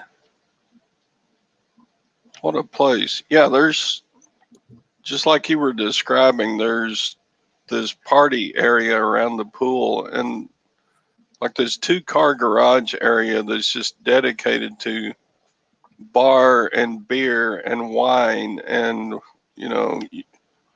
and barbecue pits that are bricked into the walls of the house. It's just a mansion. They used to have those barbecue pits on the patio facing the garage. They never used them. They were there with the house, but they're cool looking. There's like tiled countertop outside with these brick barbecue pits. And then you have the tram that you get on that you ride down to the lake. And then you have this boathouse that it's probably the size of a 3-car garage built over the top of the water with this huge deck on one side, and then it has like a sunroom. There was a couple bedrooms down there. There were 2 bathrooms down there at one time. Bathrooms have been pulled out because there was a lift station to lift the like poop back up to the septic, but it was too much to maintain it, so they took them out. But, I mean, it was something. There's a kitchen in the boathouse. I mean, it is something. I mean, I will say Yeah. that. Oh, that's Sadie's boss's house. There were at least 4 pallets of beer just stacked up against the wall, ready to go into the coolers, and the coolers were already stocked. And the coolers, they had the glass fronts on them, so you just flip open the door and grab you one. And I made a comment on his video, and he said, "Yeah, my boss likes to party." Well, He must have. I mean, that place is set up to have like 200 guests, or put on a wedding, or just imagine. yeah. There's a place that a real estate friend of mine took me to show me out on Lake Wiley. It's on 10 acres of land. I think the sale price is still like 2.9 million. It's sort of looks like a cross between a castle and a chateau. Not one specific style of architecture, and there's a lot of stone in it. I mean, it's quaint looking, but it's just not my style. But anyway, it's huge. It's got rooms for damn everything. And it's got hallways all over the place. And you know what a hallway is? A hallway is just a way to eat up space. It's just, I was looking through it and I'm like, man, I'd tear that wall out right there and I'd pick up 3 more feet and make this room bigger. And it had a ballroom in it. And it must have been 24 by 50. And I'm thinking to myself, who throws those kind of parties anymore? Well, that house up in Eagle River, I mean, it is kind of amazing. It's 7 bedrooms, 6 bathrooms. It big open concept square footage, big house. They use it between Memorial Day weekend is the first weekend they use it, and Labor Day weekend is the last weekend they use it. And if they use it 4 to 5 times a year, that would be the most. That's it. They don't hardly ever use it. Sits empty. After Labor Day, it will sit empty all the way until Memorial Day weekend. They don't hardly ever use it. The lake that we live near, Lake Wiley, which actually we live, Lake Norman is to the north of us. Lake Wiley is to the south of us, and they connect by the Catawba River. They, when we first moved to Rock Hill in 1970, I guess up until about 75, nobody lived out on the lake. They were all weekend or summer cabins. They'd move out for the summer. There were trailers and little cabins and things like that. Come Labor Day, those suckers, they shut up. My good buddy that we got into a lot of trouble with it on the lake with, his dad he liked the lake. And my buddy's mother passed away, and he came to school one day and said, my dad said, we're building a house out at the lake and we're moving out full time. And I said, really? And he said, yeah. And he said, that's cool. And he said, no, there's nobody out there. We had till springtime. I said, that's fine, move on out there, start a trend. And now the houses are on top of each other, especially on the North Carolina side. We have a couple of subdivisions in South Carolina too, we have TK, and the houses are right on top of each other. They got 50 feet of water frontage. It's a lakefront house.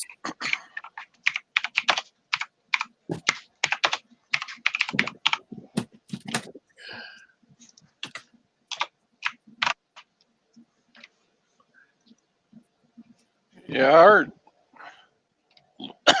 our local lake Whitney in Central Texas. They built a castle at it.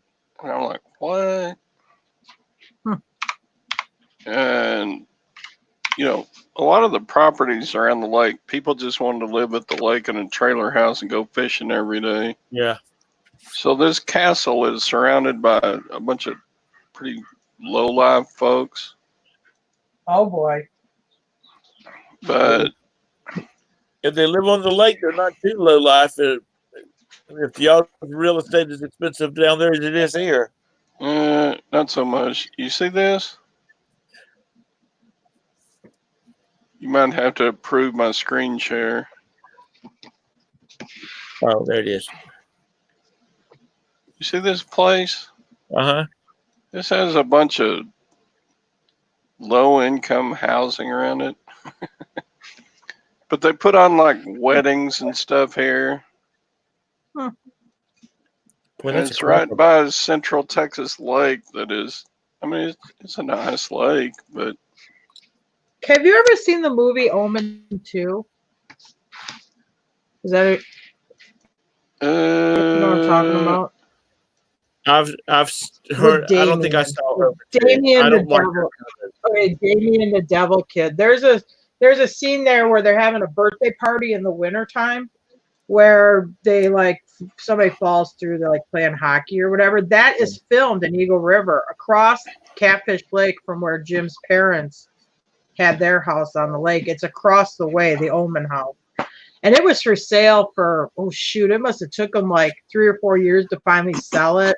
And it was a big pile of boards. I mean, very big house. And I think it was like $1.4 million or something like that. I mean, for the size of the house, it wasn't horribly expensive, but it's the taxes on it. You gotta, if you don't live in it, you gotta have hired caretakers up there and stuff. It's something.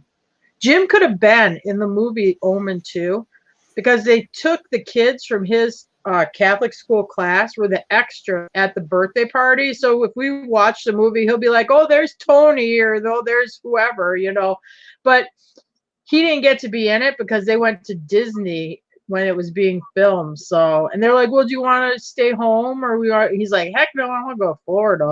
Anyway, so there's one chance to be in a movie, and he missed it.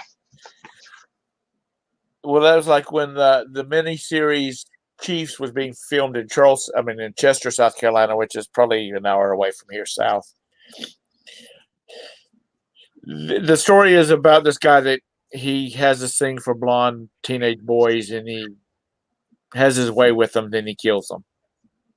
Well, they were using local boys for the part, and so there was all these bleached blonde boys walking around Chester for like 3 months while they were trying to, get all the cast put together for it. And I was down there doing some research at the courthouse, and the tax assessor's son came in, and his hair was just about white. It was bleached. So, and I said, "What is up with that?" And he said, "He's trying to get that damn TV show, that miniseries." He said his mother worked for a weekend on that because his hair was brown, it went red and then orange and then yellow. And the tax assessor's head was just as bald as a bowling ball. He said he's gonna be looking like me. But they destroy his hair. But there was a bunch of teenage boys walking around Chester with bleached blonde hair, just to be in that TV show miniseries. But it was cool because after it came out, you could go to Chester or you'd see stuff on in the movie and you go, I know where that is. I've been there. I've been, and they would do they would make like where the stairway was at. They made an office in there, so you'd open the door and walk in the office, and then they go, shoot the rest of it offside in a set, and but it's pretty cool. When Roberta and I first got married, and we got with our friends Chris and Sandy. Chris and Sandy are both from Fort Lauderdale. we'd go out to eat and then come back to the house and have coffee and dessert and whatnot. And we'd watch Cops, and and my wife, my lovely wife, and my friends would go, "Hey, I've been in that convenience store that just got robbed," or that kind of stuff.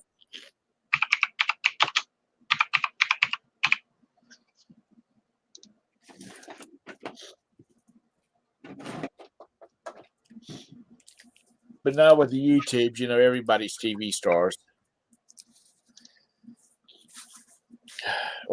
Everybody's TV stars on YouTube. I didn't know that. Well, I said everybody. I said now with YouTube, everybody's TV stars. Celebrities. Did y'all hear about? There's a gamer called Markiplier. He was doing a live the other night, the last part of last week, and he had a bunch of his patrons have some special emojis, and they were doing a vote amongst his Patreon members. And if you voted one way, you used this color in your hand, and if you were voted this way, you used a green hand. They got accounts banned. I mean, even their Google accounts banned. Wow. Because of it. And what it is it's like the algorithm thinks it's harassing. It's harassment. And it really wasn't. When you do more than one like emoji of the same one. But man, I was watching Markiplier's video and he was not happy. Huh.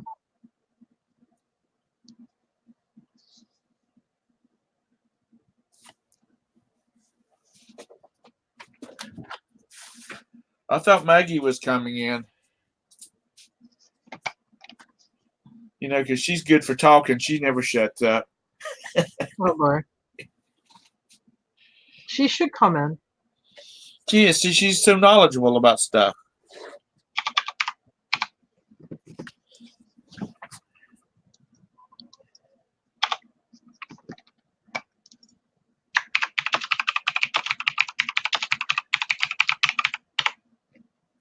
No, I didn't read that, Maggie.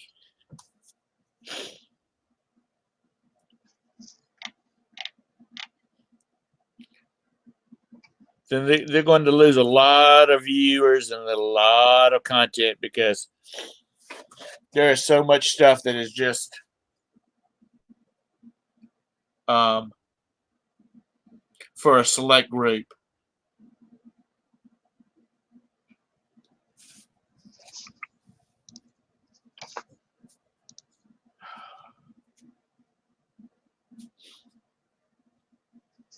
The YouTube is fun, but you gotta be careful with it.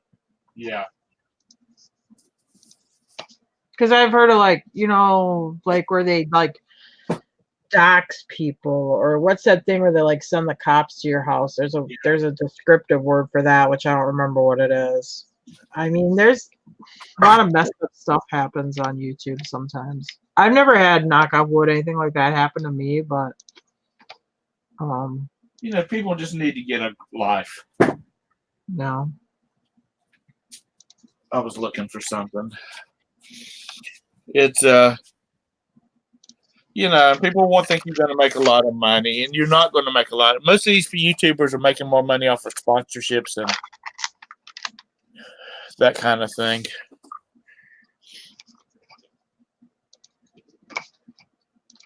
I never wanted to make money on YouTube, honestly. I really never cared.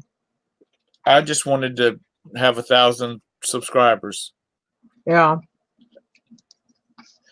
I just wanted to say I was monetized. That's all I care about. Yeah, you're part of the club. Yeah, I'm part of the club. Oh, you're not monetized? Really? No. I'm going. I'm not going to do haul videos anymore, so I'm just like, whatever. What? Your haul videos are the funnest videos on YouTube. I know. We'll have to go rewatch the old ones. Well, Yeah, the interactions between you and Jim and dogs running around and Brandon showing up from time to time. It's hilarious. I love them. Yeah.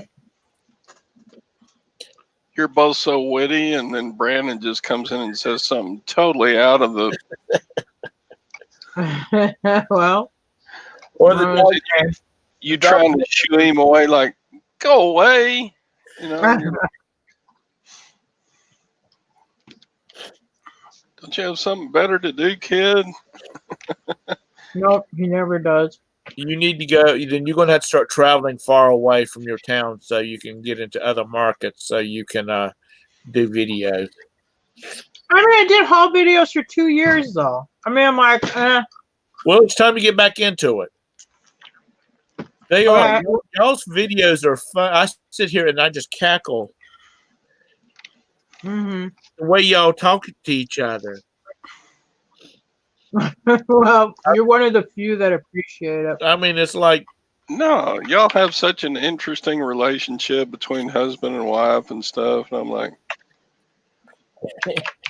actually, you know, you guys will say things that Wayne and I hold back because we don't want to get smacked upside the head, you know?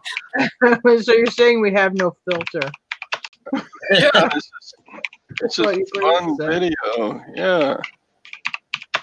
there she is. Kyra, have you gotten bad comments or like What? have you gotten like comments like why? Well, just kind of run its course. Oh, No, but I've like, been going to like, well, when was the last time I did a video? I mean, it must be 3 weeks ago. I mean, I've been going to a lot of auctions and we just kind of talked about it. We're like, no, we're not going to do that anymore. but you'll just be like going along and you'll talk about some makeup that you bought. And Jim said, yeah, I used to crack into my mom's face powder. Then yeah, you're such good storytellers. yeah. Really entertaining. Yeah. Well, it's just, I don't know. Hi, Maggie. Hey, you've been bad mouthing me, calling me a traitor and stuff. Oh boy. Ooh, Todd's Georgia calling was you out. calling you a traitor. I was just reporting on all your doings on that other channel. I just went in to say hi and jack my jaw a little bit, talking, you know. And all of a sudden, I'm a traitor and I'm low life and I'm abandoning my real friends. And Benedict Arnold. yeah, You should know us by now, Todd. See, Todd, they care about you. They don't care what I do. oh, bull.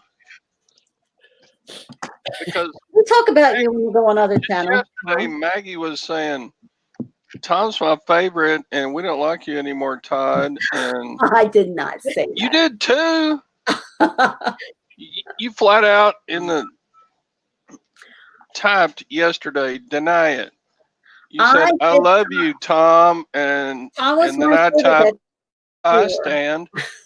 That's because And Maggie was like, All right, I'm going now. Bye. Oh, geez, that was it. Maybe you didn't come for this abuse. Oh, Nikki made it. yeah. Tom goes on another channel and does a little chatty-fi stuff. And he gets What? praised What? for What? it. Tom was on another channel too. Yeah. How dare I was you? on another channel telling them all about us, telling them all about Oh no! And yeah. the squad. And he gets all this love and adoration, and I go on another channel, and all I get's, "You're a Benedict Arnold. You're cheating on us." Well, You're did you talk about the morning show while you were on the other channel or no? No. No, I don't care about the There's a morning show. problem. Whenever you go on another channel, you should promote the channel you're on most of the time. No, but it was, we got to see the dogs, which is so cute. Oh, any of the dogs on the other channel? Well, that's it. Yeah. How dare you? Off with his head. Oh, dear. Hi, Nikki. Hi. Nikki. You know, about people knowing you off of YouTube. One time when I went to the library to print a label because my printer wasn't working, somebody saw me. Hi, Kim, if you're watching. Anyways, they kept staring at me. It was her and her husband and her kid. Anyways, I was like, why are these people staring at me? Well, anyways, I was logging on to eBay and all of a sudden she goes, how's sales been? I was like, what? The hell does she know what I do, you know? And then, huh? Nothing. Oh, Sorry. and then all of a sudden I was like, and she goes, oh, I watch you on YouTube. Me and my husband do. We love you. And I was like, oh, okay. I said, you freaked me out there for a minute, you know? And she said, I did like 1,000. I was like, well, that's good, you know? And she goes, is it? Oh, this was before she told me she was on YouTube. And I said, well, that's good. And she goes, is it? I said, well, it just depends what you need, you know? And then she told me that she saw me on YouTube and stuff, and that they moved here from South Dakota. And, well, you know, that day, my hair was a mess. I hadn't really brushed it at all really that much that day and stuff. And I was like, oh my God, you know, what kind of freaks me out is that these people know you and you don't know who they are. So all the times that I've gone to the grocery store in my shorts and my winter boots, or, you know. Wait, I gotta ask you. You brush your hair, Nikki? I do sometimes. Oh, because I only ever saw you with it messy. Yeah. But yeah, I was like, oh my God, these people see us and we don't know who they are. You know? And that's been like the 4th time that I've been noticed in public, you know. Never know.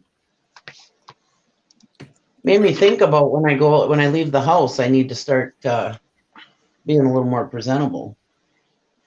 Maggie looks like she's going to the midnight ball all the time, so she don't have to worry about that. I do not. You do. Your hair's always done. Your makeup's on. You always dress very nicely. That's because I'm old, Tom. I got to put on stuff to hold me together.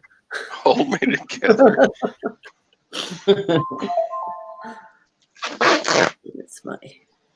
Golly, if I put on something to hold me together, I'd probably pop my head off tightening up the corset.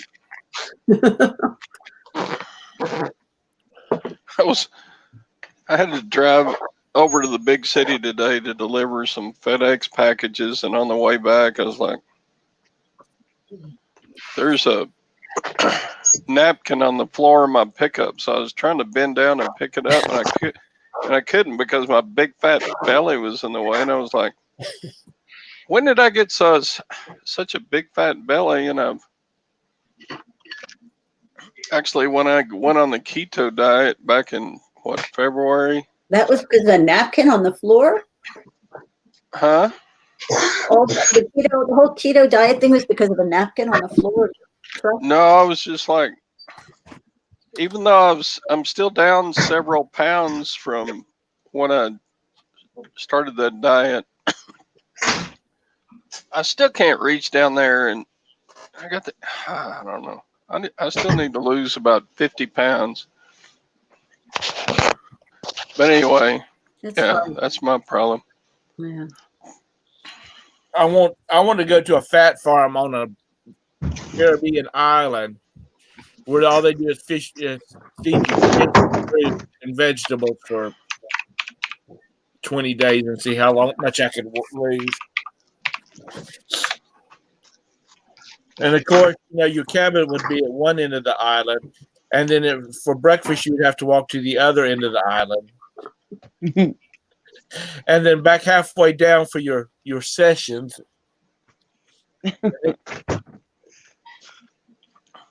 It's hard.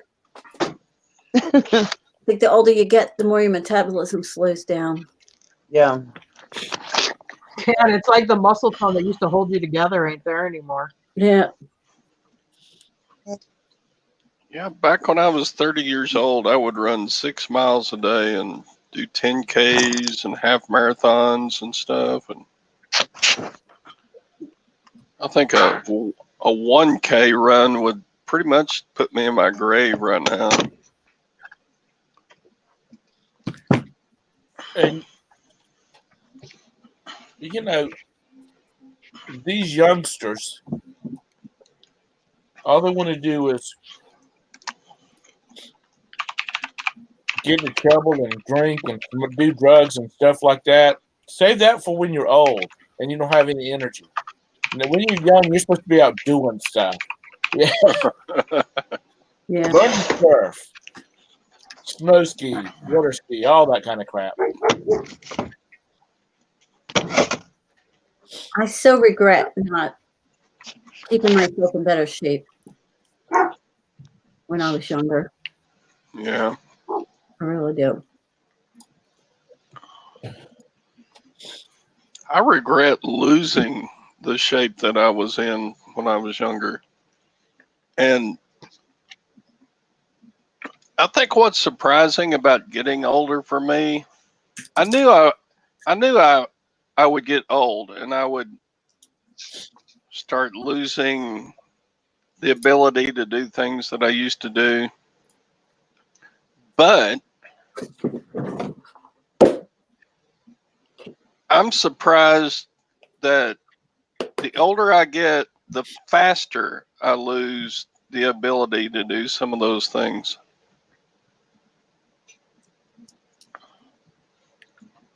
It's not just a steady gradual thing. It's like the older you get, the faster stuff falls apart.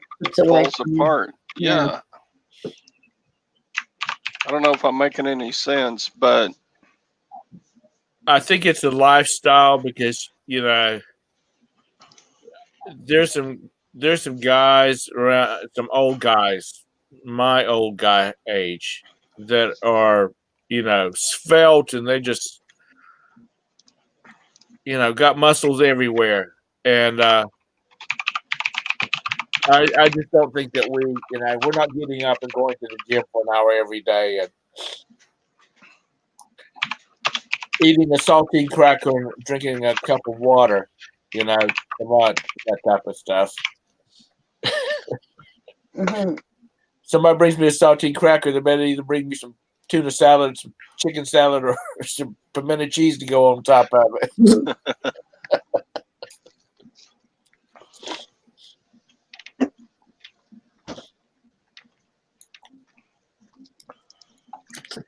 I don't know. Well, the problem is like in my case, you work so goddamn hard your whole life, and you beat the shit out of your body, and then you're 45 years old and can barely do anything because you're full of arthritis and everything. I can't hardly hear you, Nikki. Sorry. Oh, I'm sorry. I was walking away.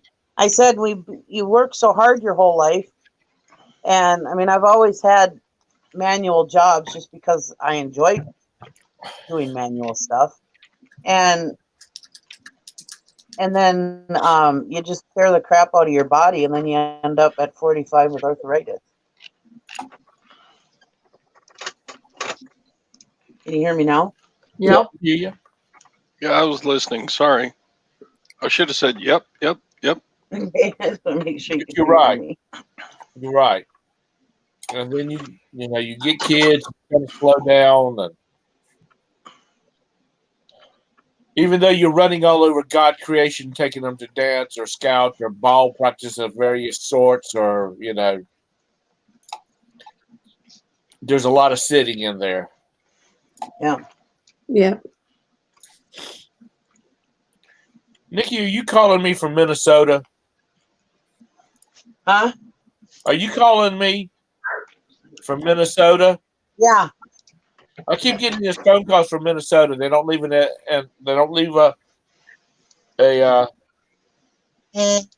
voicemail or anything. So. I run over to Duluth every once in a while and call you. Okay. Right, You're in I Wisconsin. go over to my dad's house and call you from there. Let's just mess with Tom today. You're in Wisconsin, right? Yeah. Yeah, I'm on the Minnesota-Wisconsin border. Wisconsin. But yeah, I'm on the Wisconsin side, unfortunately. I am from Minnesota, though. Say Wisconsin naturally, like how you would say it, Tom. Wisconsin. Okay, because like here in Kentucky, they don't say Wis, because to me it's Wisconsin. They say West Wisconsin. You from Oh. Wisconsin? Well, I can't even say it right. Wisconsin. Yeah, it's goofy.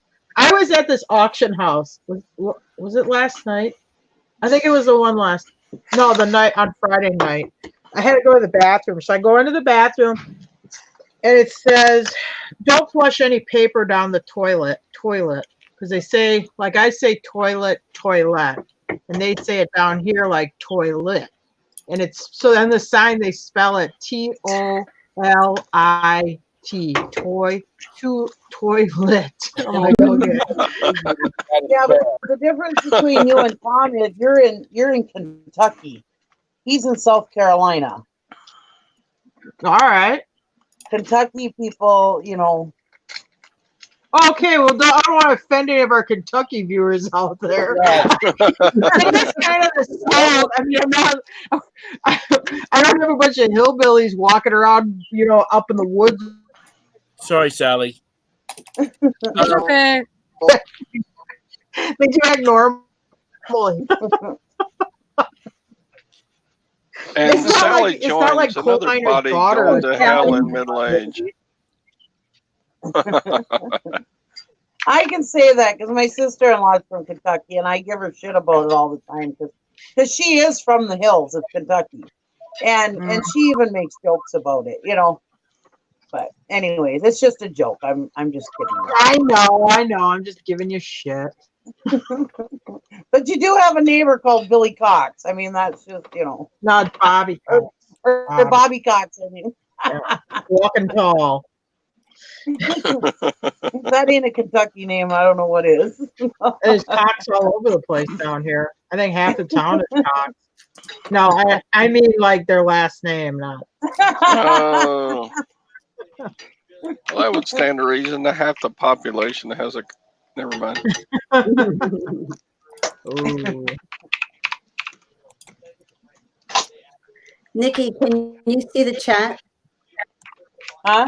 Can you see the chat? I'm not looking at it right now. I just wanted to tell you that Mary and Mike were talking about what you were saying. Mary saying she lifted cases of beer for 32 years of forklift driving, but then she injured her back. And, Yeah.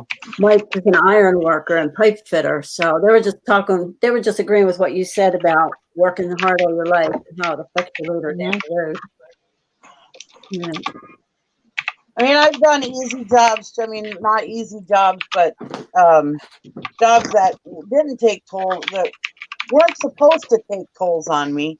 But I mean, like I was a computer engineer, but then again, you're still lifting computers and materials and stuff, supplies.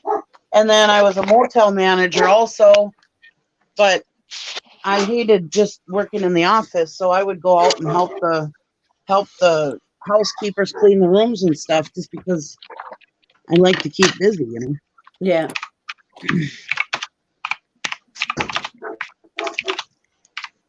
And then she got behind. She was Big Wheel Nikki. Yeah, and I went to be a truck driver. Down. No, I was a truck driver, but I also delivered stuff. I mean, I was over the road for part of the time, but I was only over the road for a couple of years. The rest of my time being and then I used to deliver. I used to take all the loads for tires and Kmart loads and stuff where you had to hand unload stuff. And so I was throwing tires too. And then when after a couple of years, I got my job at FedEx. And that is, you're not over the road, you're local, and you're unloading stuff. Like we delivered stuff like regular FedEx trucks do, like not at houses, but at businesses usually. and we were still unloading the truck, every few miles, So Hey, Pamela. It's good to see you again. Oh man, it's turning into the I worked harder than you did show. I know. I know, but did you ever exercise a racehorse and have him fall down on you and pile drive you into the track or get bucked off when you're man. doing about 30 miles an hour? Oh, that hurts. We have a cousin who always did horses. And I'm sorry, no, Nikki. seriously. We have a cousin who always did horses, and yeah, she's what, like 60 years old now, and she is all crippled up from them horses, all crippled up. I mean she can walk, but she's all just hunched over like a crippled up old lady, And she was always very active, but yeah, with being on those horses and stuff. I know the feeling. Yeah, she was all horses all the time, and yeah. Okay, Her whole life. I need to interject a disclaimer right here. I'm sorry, I'm still laughing at what Tara said. That's all right. Everybody, we are a family. We do not take offense to anything anybody else says. So if you want to be a part of our family and be offended about everything, then you need to hit the bricks because I was just teasing. Well, I was about to say, thank you for your moment. I was about to say, Tom was going to say, I started to say, well, Tom's going to say, you've never had a fat kid with a table fall down on the marching field and have to have them stand. There was a skit, I think it was on Mad TV, and it was like these people, how many jobs you work? Oh, I work 6 jobs. Oh, you lazy ass, I work 10 jobs. I only sleep half hour every night or something. Everybody started kind of talking about like, well, I did this, and that's what it just kind of reminded me a little bit of that. I think I never even saw a real horse till I was an adult. So there you go. Remember that Jamaican guy on? It was like Mad TV or something. Yes, that's what I'm talking about. How many jobs you got? Oh, I got like 3. Oh, he's like, man, I got 14 jobs, man. I didn't think they were Jamaican. I thought they were supposed to be Asian, or am I wrong? They were Jamaican because they had that. And the girl brought home her new boyfriend, and they're like, "How many jobs you got?" I've just got one. One. Yeah. One job. Send him home. One job.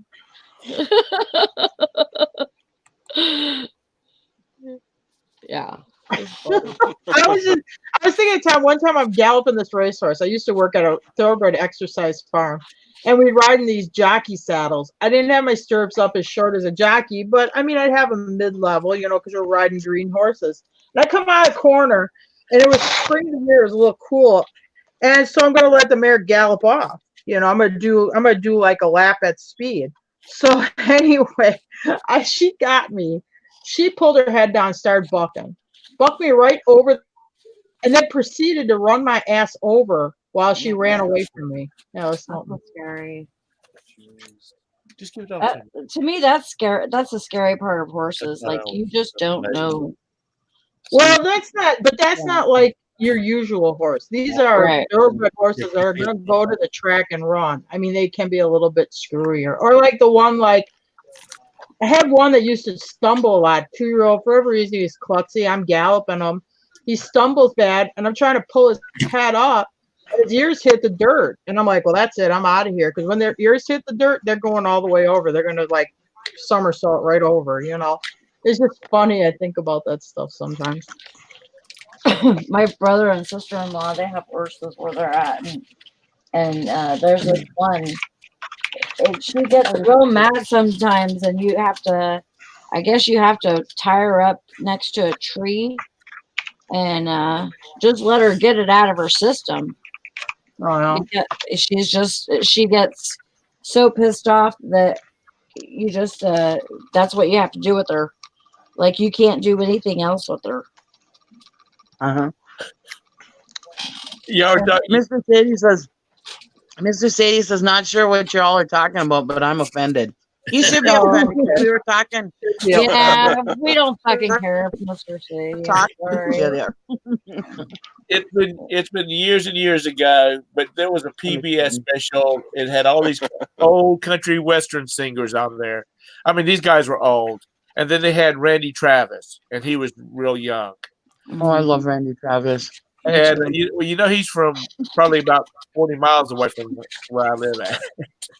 Anyway, these old guys were talking about, we had to lean doors up against or lean boards up against the door where the door is supposed to be because we were too poor to have doors. And one guy said, we all had outhouses. You had to. It didn't matter if it was 10 degrees outside or 5 below. You had to go to the outhouse.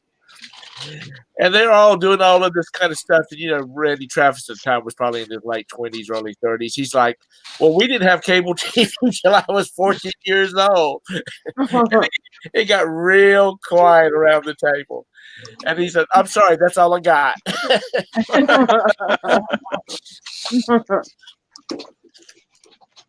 But that's kind of the way it is. That's funny. I mean, He's a funny guy. And people up north, they didn't tobacco farm. They probably farmed something else, or didn't grow cotton and all that kind of stuff. And everybody just their area that they're in this got where.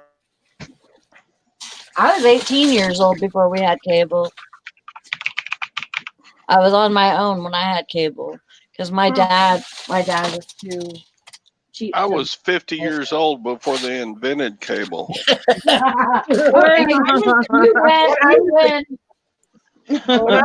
win.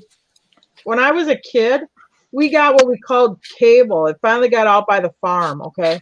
So it was this like switcher box on the back of the TV, like the Atari game. It would have that thing where you switch from TV to game. Well, this had a switch box that said it would switch it from TV to cable. And the cable was one channel, HBO.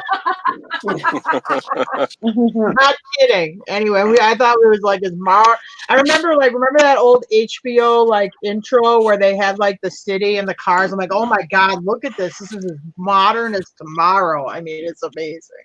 Anyway. When I was a kid, my dad got cable. But one of his friends was telling him about MTV and how risque Madonna was. So my dad told me, we'll keep the cable as long as you don't watch MTV. If I catch you watching MTV one more time, I'll take the cable out. Sure enough, one day he came home. I was watching MTV. The cable was out the next day. Oh my God. I could see Nikki with her lace gloves singing like a virgin and got her hair pulled over to one side. Yeah. Those rubber bracelets they used to put up your arm that would be like this high or whatever. Remember, and you connect them together. Those anyway. Yeah, my dad when he got cable, I said, I think I was already on my own, and I had come back from Washington because I lived in Washington for a while. I come back home from Washington, and he got cable at the house. Well, he didn't know nothing about how whenever you first get cable, you get all the channels. Oh no! So he was flipping through, and he found Playboy. Oh boy. And you could see the look on his face. It was like let me get out of here. Your poor dad. I just picture him looking for the Christian Broadcast Network and comes across Playboy. Now, anybody who doesn't know Sally's dad was very, very, very religious. Yeah. Where's that Billy Graham program now? What the what? Oh, you don't be dissing my Billy. I'm not dissing Billy, but if you were looking for Billy Graham and accidentally stumbled upon the Playboy channel, yeah, you might be like, this is not what I wanted. Yeah. Yeah, Sally's father was real religious. Valerie father was really wild. But you know, it's like you think about it now. How many kids don't know what the knobs on in the side of a car door is? You know, to wind the window down or up because everything's got power windows in it now. Or driving a shift. How many people can drive a shift? Yeah. Yeah, or even think about a TV. Remember the old days? If your TV was on the fritz, you had it repaired. Now they're like disposable. You just go buy a different one. Yeah, I posted this thing on my Facebook. It's like I had to walk 10 feet through shag carpet to change the channel on my TV. When I was a little kid, I had this weird obsession with playing with a water hose. So I thought, oh, it was summer. I'm like, oh, I'm gonna do a funny practical joke. My mom's sitting in the living room. I'm gonna squirt her with the hose from outside. I hit the back of the TV, and it was two TVs. It like blew off. Oh, I mean, my ass was dead. I mean, because it was like the TV's junk. It's not fixable. The TV repairman's like, no, it's not fixable. But a TV was like a huge, big investment for the family, you know? Right. Oh man, I was in so much trouble after that. Oh my God, I bet.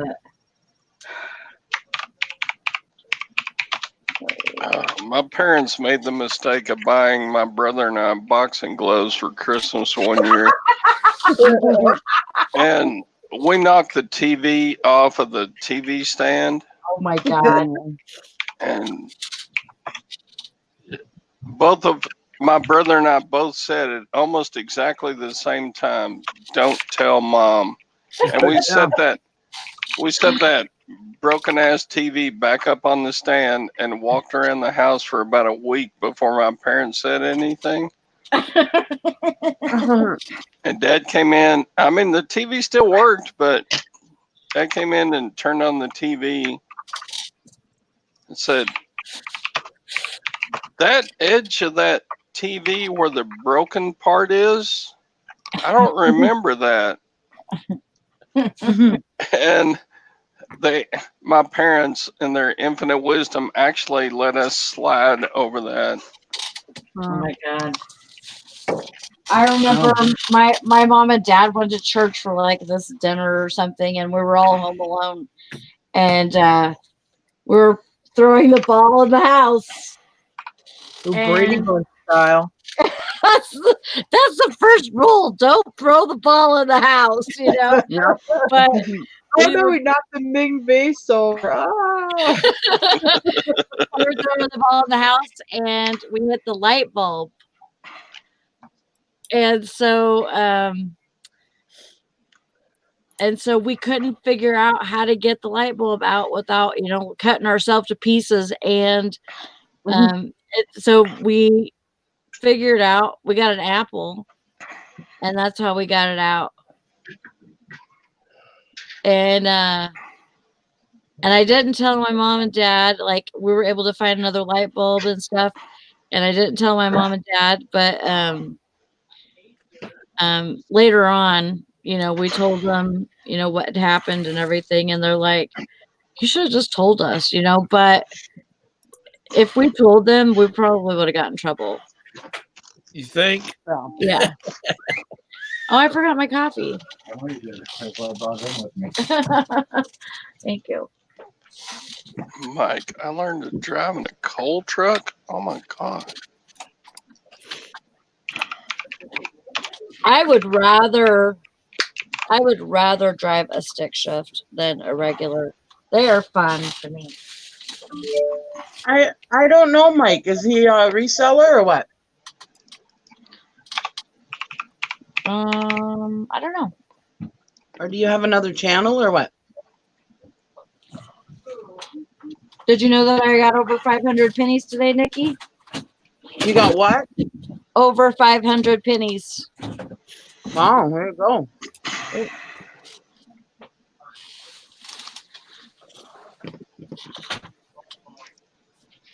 Oh, you're a reseller. Okay, good. Think about it.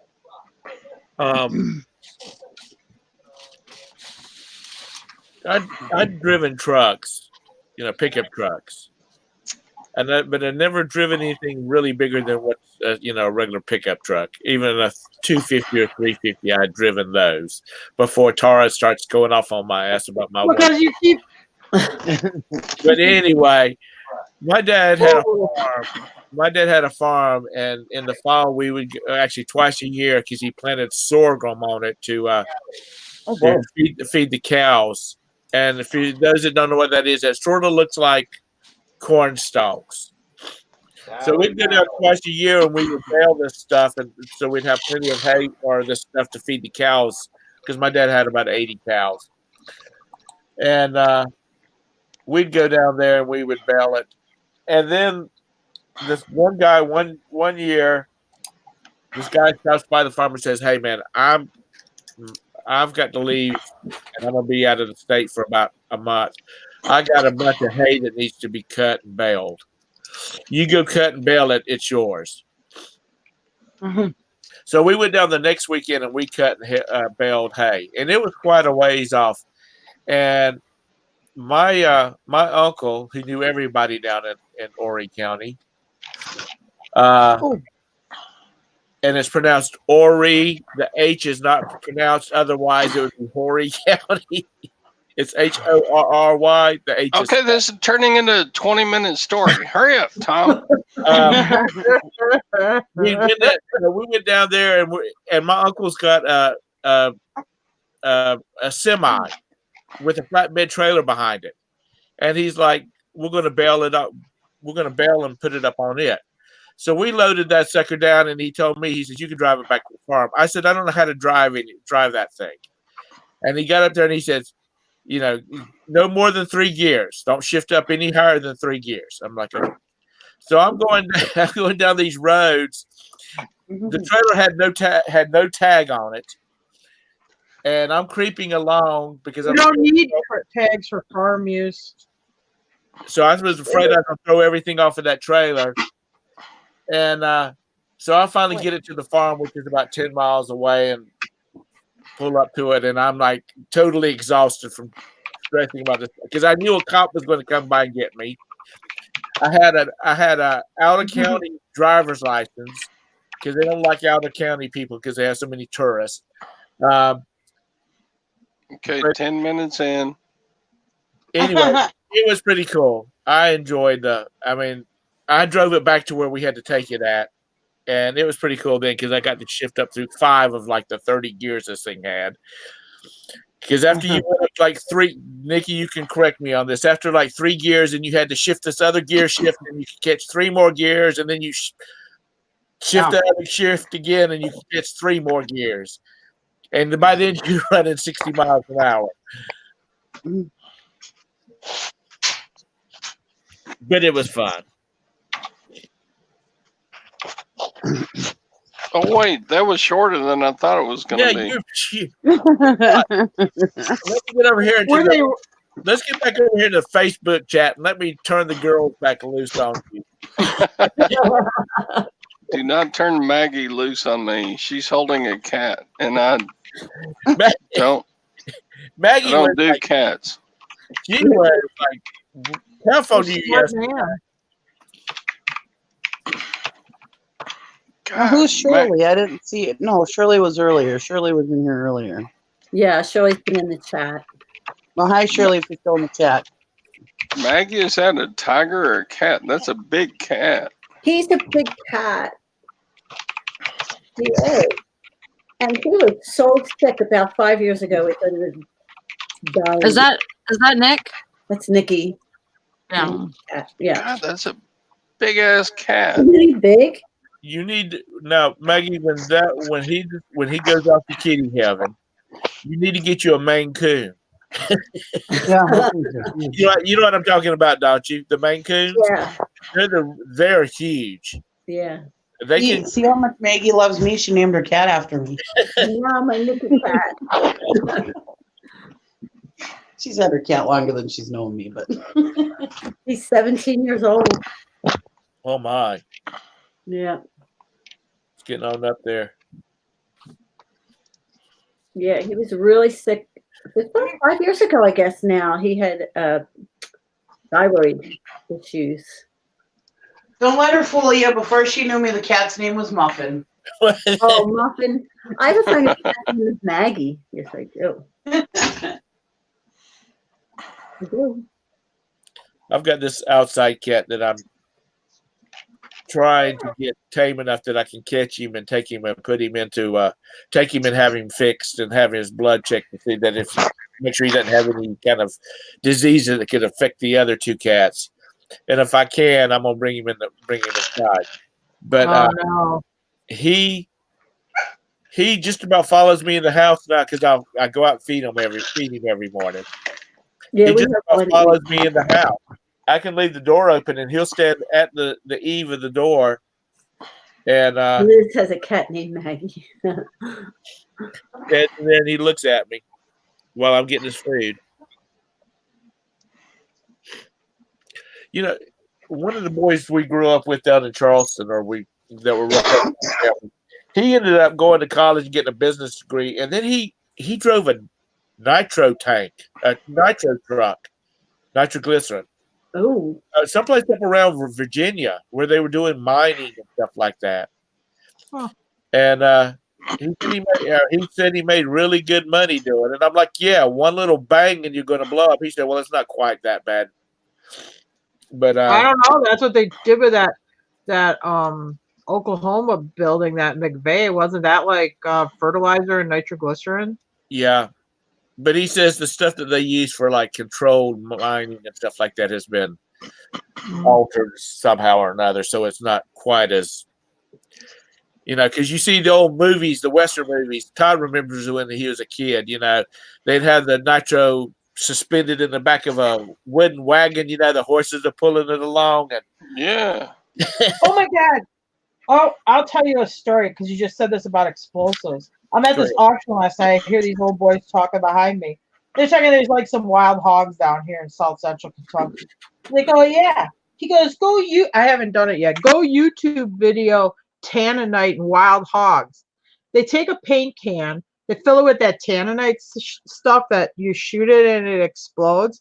They put a paint can and seal it, and then they put corn around it, and they sit out there in a stand. And when they get like 10 or 15 pigs to come in, they shoot that can and they kill all of them at one swat. Anyway, so these old boys are behind me saying this and saying they wanted to try it. We do not encourage anybody to do anything that you hear in this show.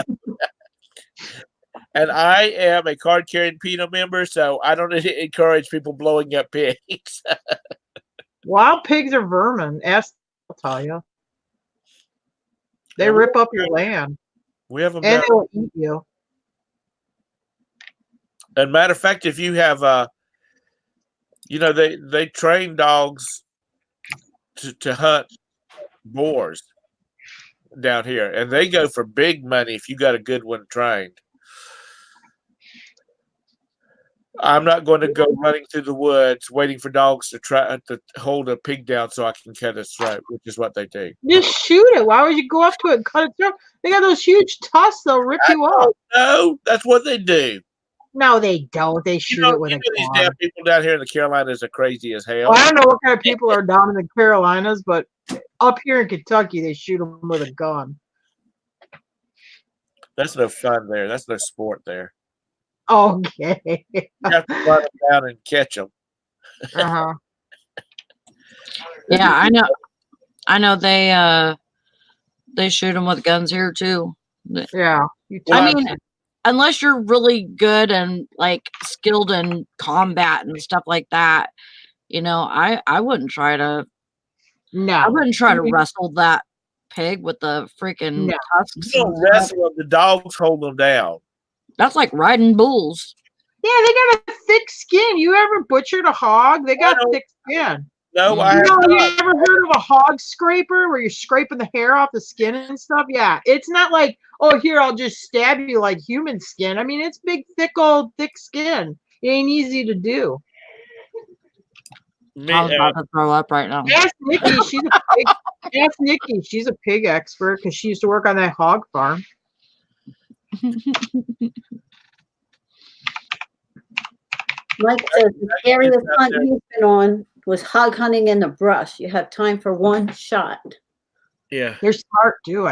Oh. Yeah, and you wouldn't think that they were very fast either, but they are pretty fast. No, they're fast, and they're like I was watching a show that like you can have a domestic and turn it loose, and within like a year it'll look just like a wild pig. It will grow like more of their bristly pig hair, and their tusks will grow like long and stuff like that. Mm-hmm. I believe it. If you want to get rid Just of a dead like, body, you feed it to the hogs. just like regular dogs. Even if like a tame dog runs with a wild pack for a while, they will turn wild. Yeah. They have If you instinct drop, built in. if you drop a plane or a boatload of preteen, early teenage boys on a deserted island, they will become very primitive very fast. Didn't you Didn't you have to read Lord of the Flies when you were kids? Call from Charlotte NC. I don't care. Call from Somebody's phone's ringing. Is it you, Sally? Not me. Oh. Not today.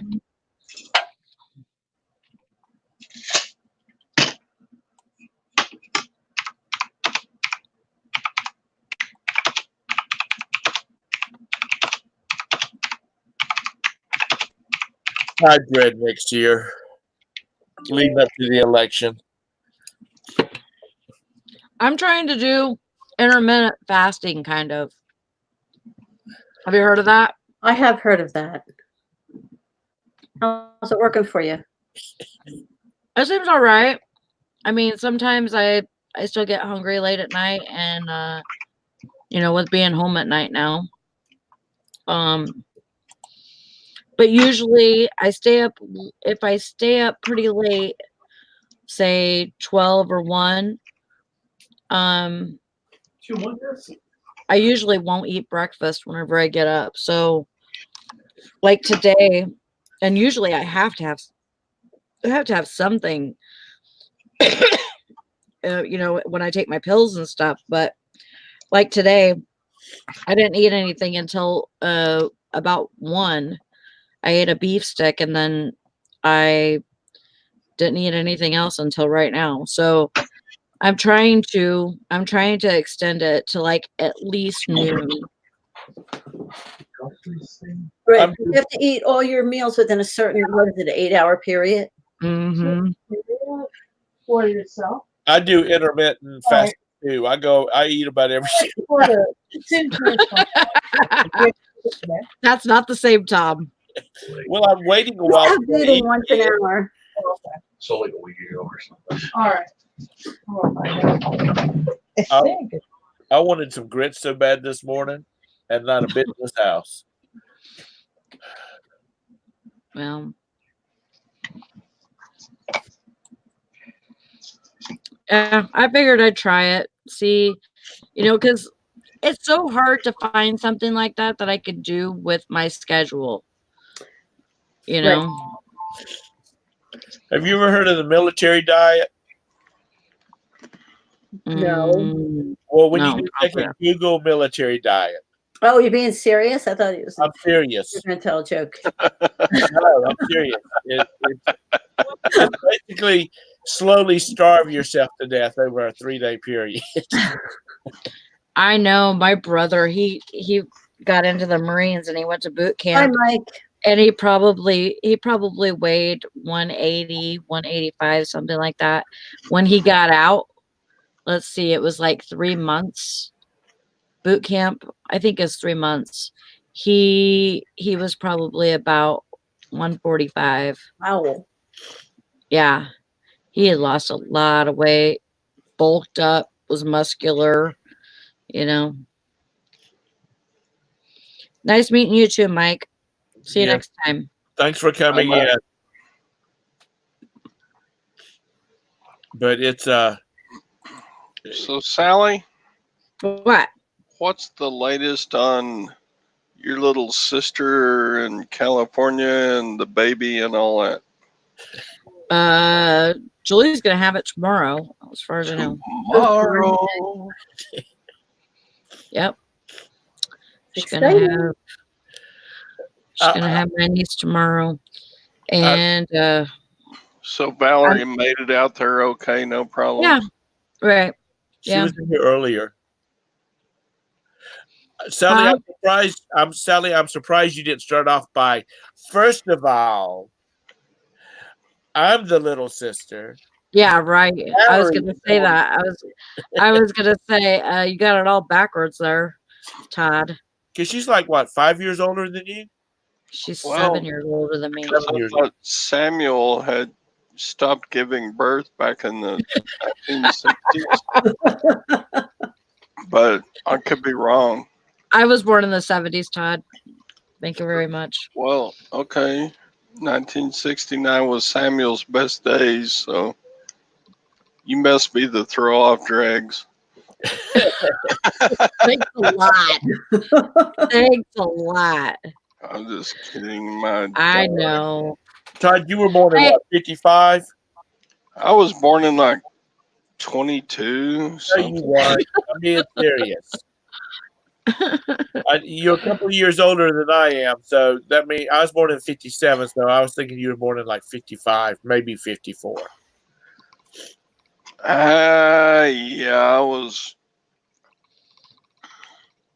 55, right at the end of 55. Okay. So I got a birthday coming up pretty, I don't know, next month. Really? What day? 14th. Mine's the 3rd. I was almost a Christmas baby, but not quite. GNC. If you guys have GNCs near you, they're having 75% off sale right now on some of the stores that are closing. I know that ours is, so I'm going tomorrow. Ours is closing on Thursday. Some of those health potions make good money. Yeah, they do. Yeah, me and my son's gonna go check it out tomorrow, see what they have left. I thought Todd was going to say, make me. Some of them potions make me think I'm a witch doctor. Yeah.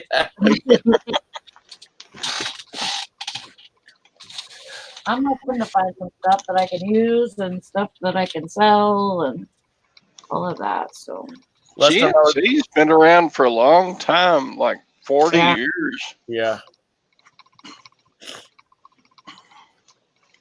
But you know, they came along when, like, pharmacies and grocery stores, supermarkets, they only had, you know, like One-A-Days and Flintstones chewables and that kind of stuff. And now they've got so much stuff. Not today, but the last time I was at the doctor, I asked him, I said, is there not a shot that you can give me that I'll lose about 20 pounds real fast like? And he's like, not anymore. That hound dog loves you, Tara. I know. It's a goofball. get some of that Venturmine. Yeah, that's what it was. I love Venturmine, but I can't take it now. Nobody should be taking it. It's bad for your heart. I like it. Is that your free dog? Yeah, it's a dog that showed up here and moved in. It makes me skinny. This shirt is broken. You comfortable now? Okay. That's trash.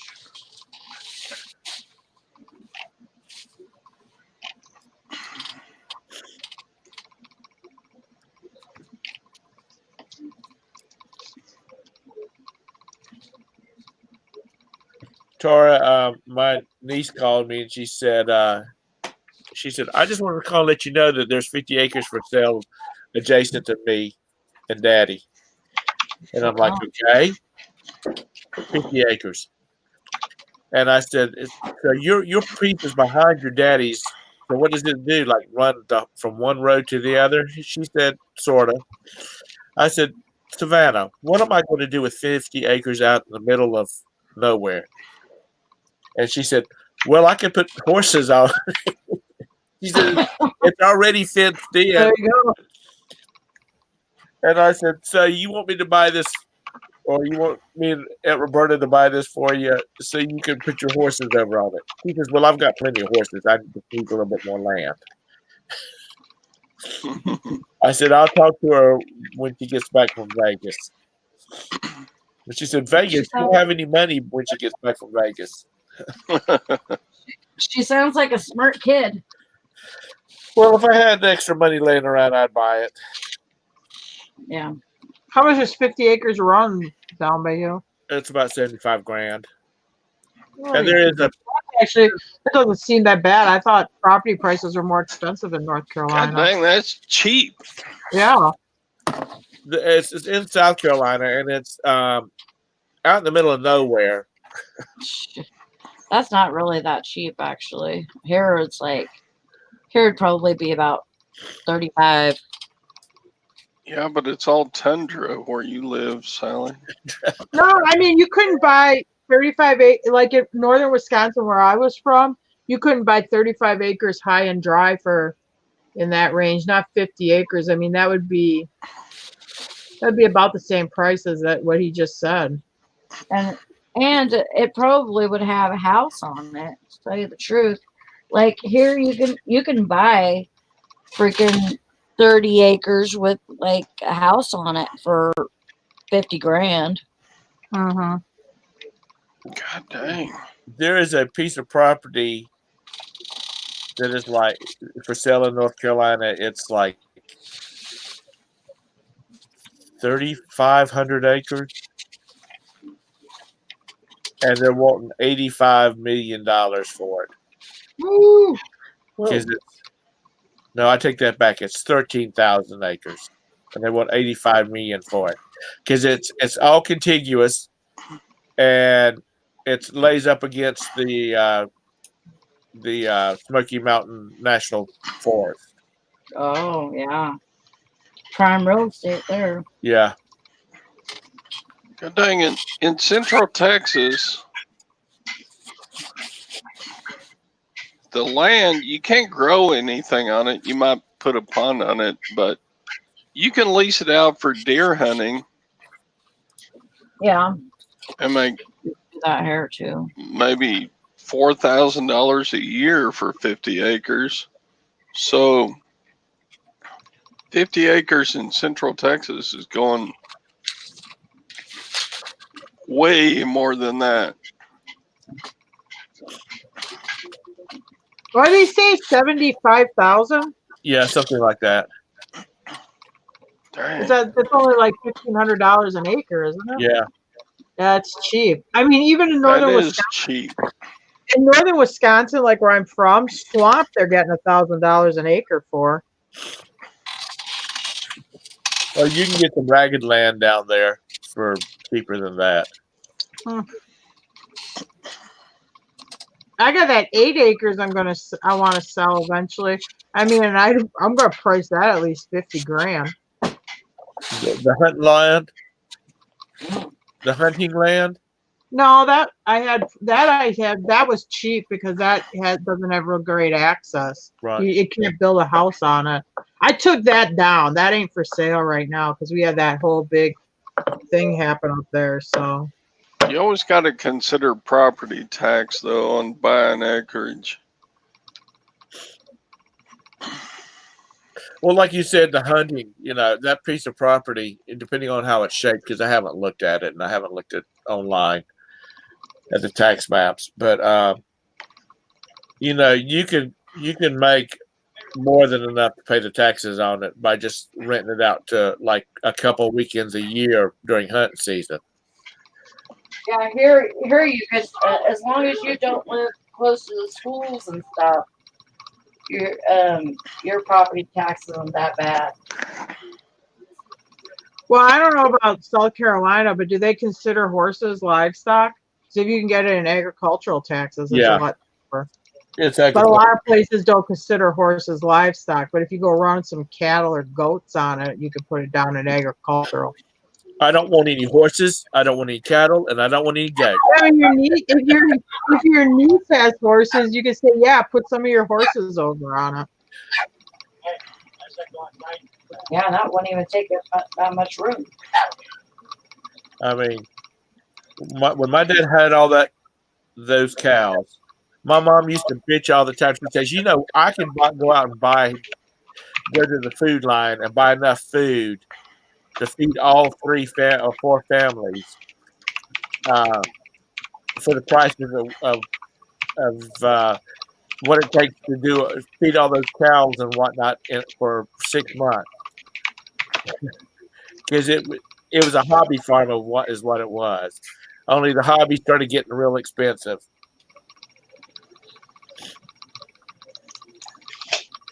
Because my dad grew up on a farm. Yeah, our local convenience store has a sign on the outside of it that says, "A good cowboy is married to a woman with a good job in town." Yeah.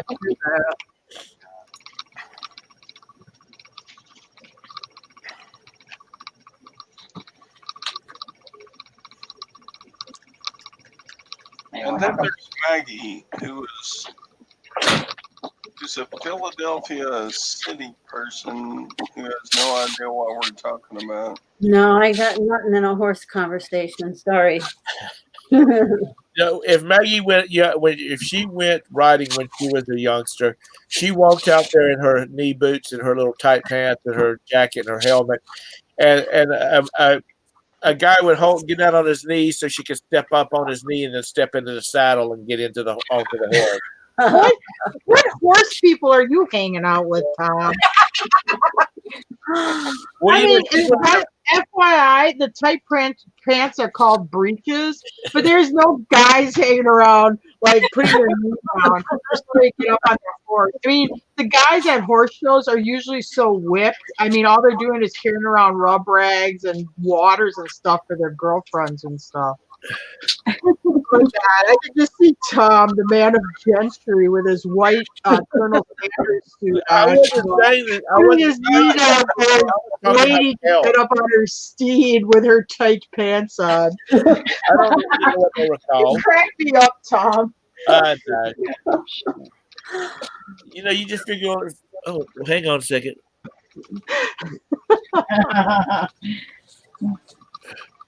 You just have.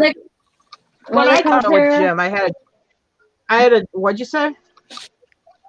What are those tight pants called? Breeches. Breeches. Breeches. BREECHES. Breeches.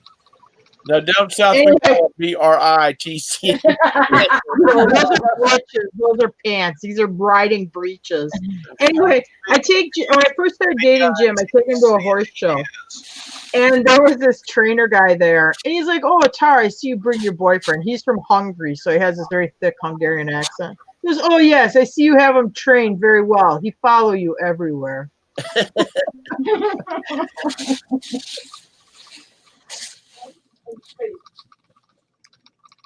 Hey, Jim.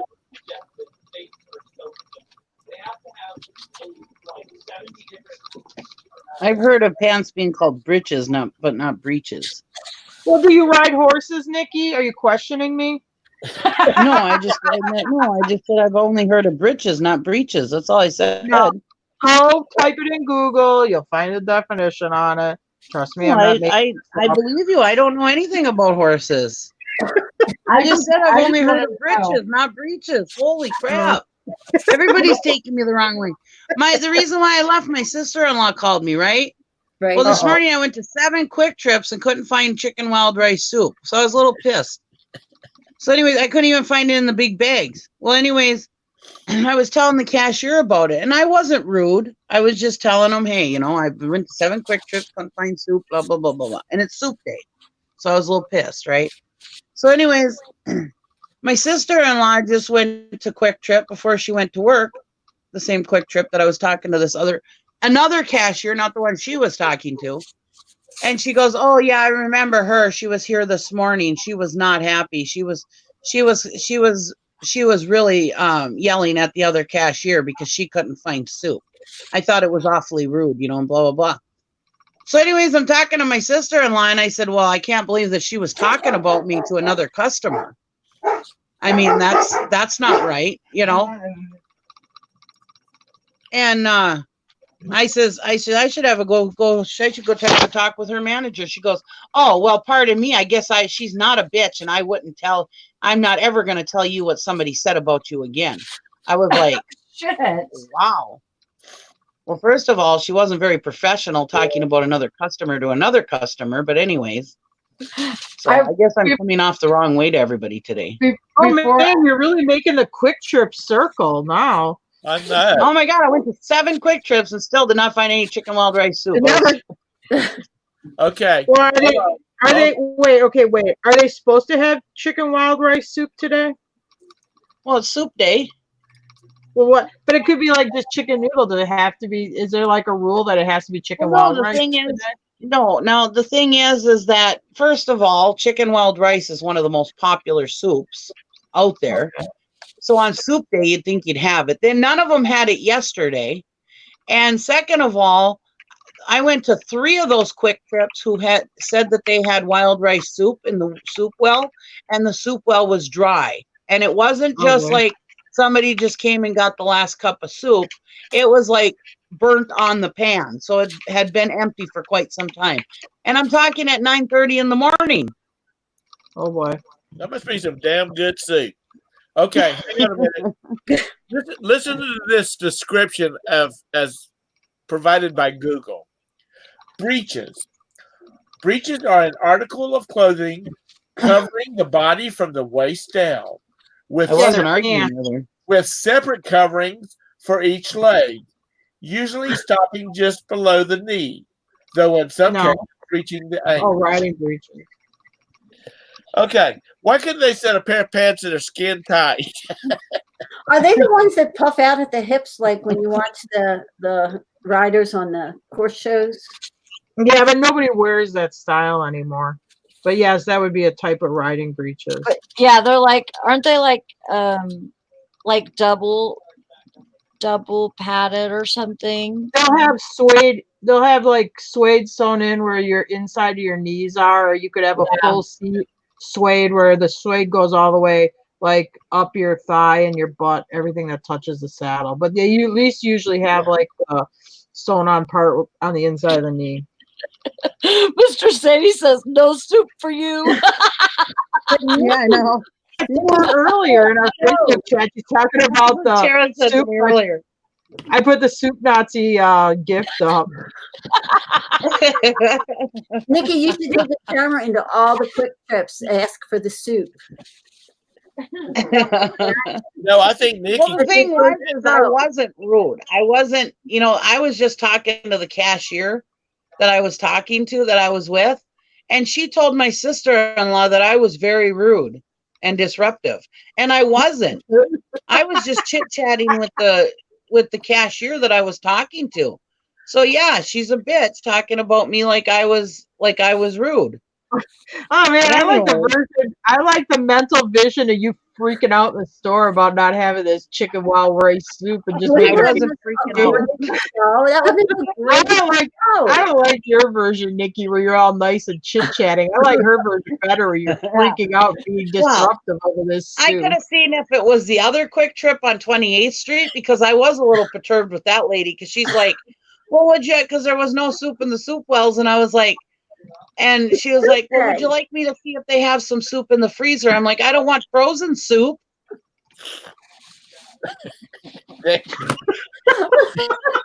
Nikki's going to go back in there and say tomorrow and say to that young lady and say, no, you're telling people. Oh my God, what happened to Tom? Did you ever notice that you have a lot of problems with soup, Nikki? Mr. Sadie said, I can't imagine Nikki being disruptive. Exactly. I never disrupt him. I think Nikki would be a loose cannon if Gary wasn't around to keep her in check. No. I am a very nice person. I went to the store before I came home. I went to my store and to get some coffee, and I was in line for like seriously like maybe 3 minutes. And we have two cashiers now in this running the cashiers or running the cash registers during the daytime. They doubled us up, and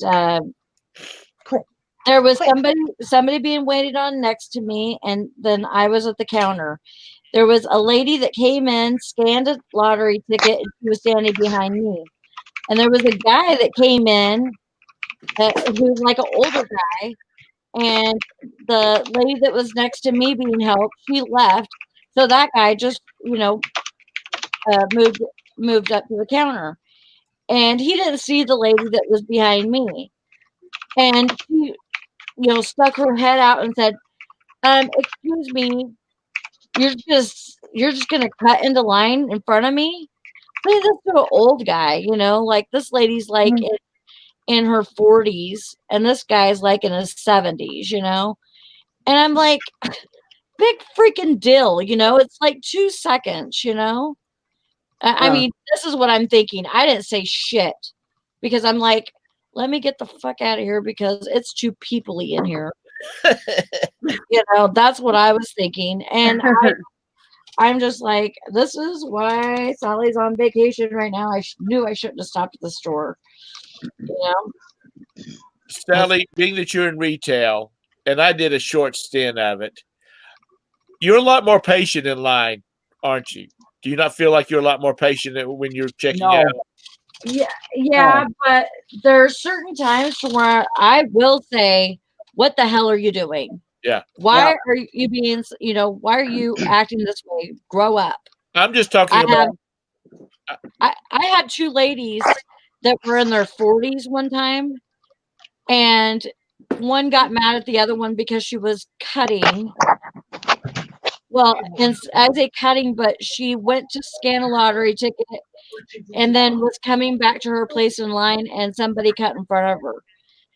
And What did you want me to these say? two girls, and I call them girls because they were acting like freaking high school teenagers. They started fighting in my line, and I told them, "You guys need to grow up." And I said that. I was like, it's the truth. Why fight over one place in line? You know what I mean? I was at a Walmart, and the girl, the tape ran out on the off the register.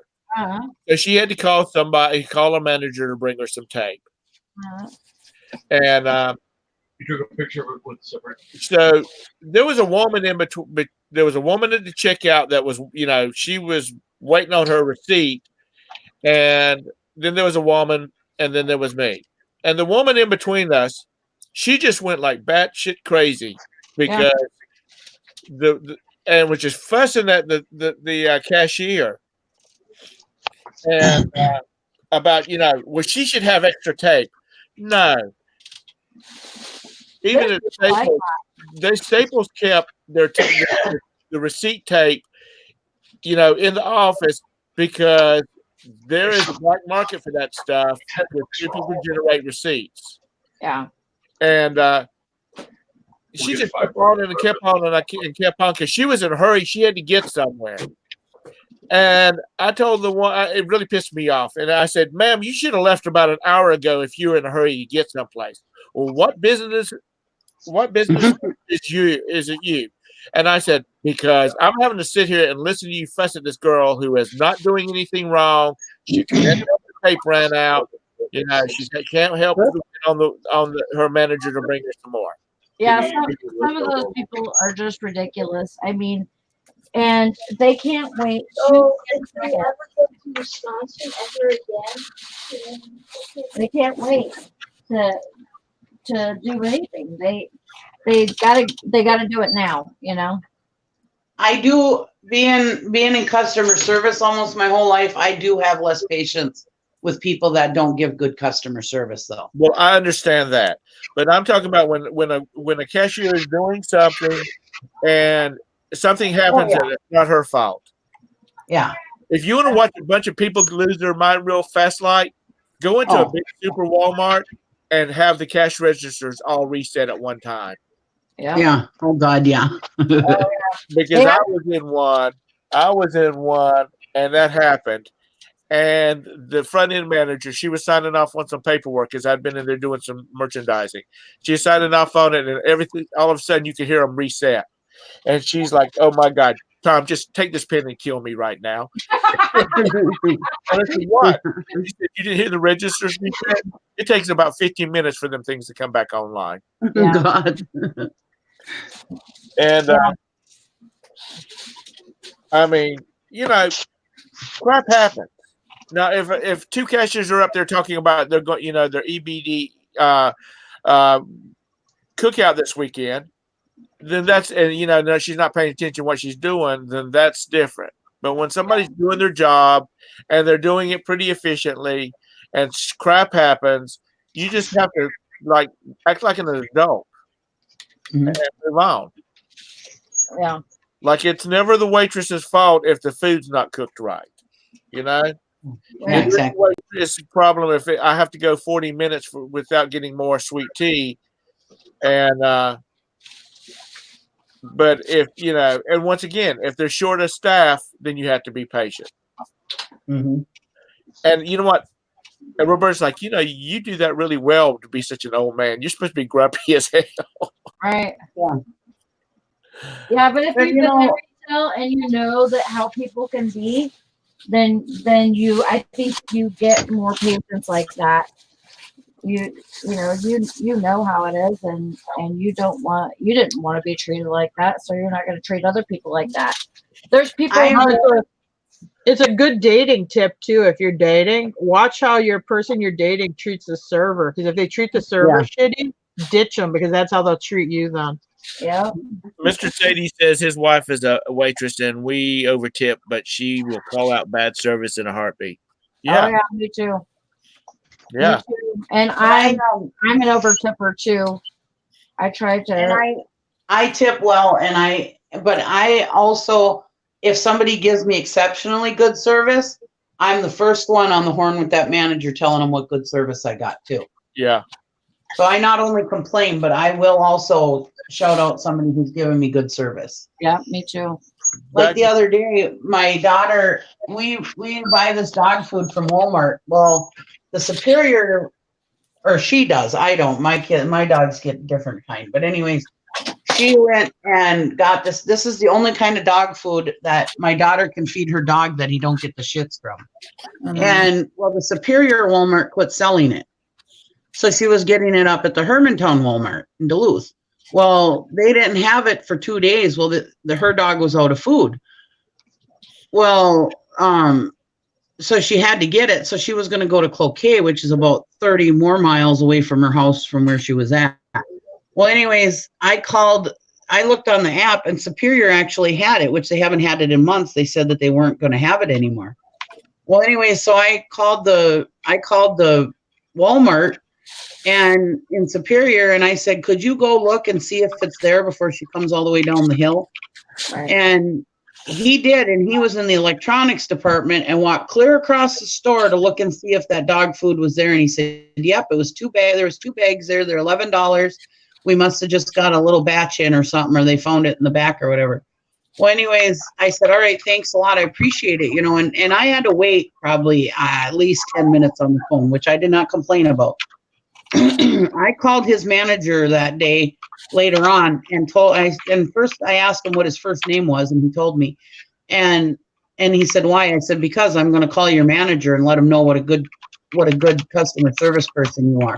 And I did. I called and made sure that the manager knew what a good customer service person he was and how he went about. Because usually when I call Walmart and ask them to look for something, they'll either tell me, hey, they don't have time, or I've had it where they say, oh, no, we don't have that. And then all of a sudden I go to Walmart and there it is. And they said they look. You know what I mean? So yeah, I was very impressed. So yeah, I'm like that. I'm the first person to complain, but I'm the first person to also praise. Back before kids and we were younger, Roberta and I and our best friends, we had ate dinner at Outback every Friday night. I mean, every Friday night. And we always had the same server. Her name was Shanda. Still remember to this day. We ate there so much that when she would come to the table, because we always said we want to sit in Shanda's area. Well, you'll have to wait. We'll wait. We want to sit in her area. She would come to after eating there for so many weeks. She would come to the table with. She'd already have 2 Foster's drafts and 2 sweet teas. Because she remembered what we came in, and she said, "You know how I remember what y'all drink, besides y'all being nice people to me?" And she said, "It's because y'all tip me very well, and I really appreciate that." Mm-hmm. And because there's people that actually, she's commenting about how well we tip to some of the other servers, and they're like, "Well, we want them to sit in our area. You need to share." And she's like, "Hell no!" But she'd tell. Usually, the girls sat at the back of the booth, and then Chris and I sat at the front. She'd tell either Chris and I to slide over, and she'd sit down beside us, and she'd say, "Okay, Outback Special, chop steak, and some kind of chicken thing they had, blooming onion. Is that right?" And we say, "Yep, that's it." She knew what we were going to order because we always ordered the same thing. Yeah. But she got tipped very well. And she was just a good server. She was really on top of stuff. And if they were having short of staff, she'd always say, "Guys, I don't know how it's going to go tonight. We're short." We had some people call out. But she hated groups of women to come in there. Because she said they won't tip with us. Really? And I heard that from a lot of other waitresses too. That groups of women do not tip. Or not like men tip. Well, that's because we that's 'cause appreciate you guys are looking at the boobs. No. I tip better. Wait a minute. Mr. Sadie, tell Mrs. Sadie that's the reason she gets tipped so well is because men come in there and look at her boobs. That's what Okay, go ahead. Whoever was going to speak. You're gonna be like, "Oh, she ain't keeping that job." Yeah. Joanna said, anyone else having issues with your post office receiving your package pickup request? I swear my post office never gets mine. I don't use it. I don't use I just take mine in. Yeah, I go out every day. I'll stop by and actually I go by 2 every day, and I'll drop them off and if I drop them off early and have to drop them in the little bin things, I'll stop at the other one if I fill the other one up. I can't trust I cannot put my business in my postman's hands. My postman is too much of an idiot. No, we take ours. We have just a really good morning routine. We have a good day routine where we have to pick up our kid from school. We pick up our son from school anyway. So the post office right by the school, we just do it. We just drop off them. Yeah. Well, how are you liking it there, Tara, since you've kind of got back into the swing of things?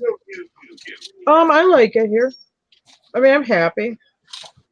That's good. I'm not going back to northern Wisconsin. You guys seem happier too when I talk to you guys. Oh, we like it a lot. I mean, it's like our kind of lifestyle, Yeah.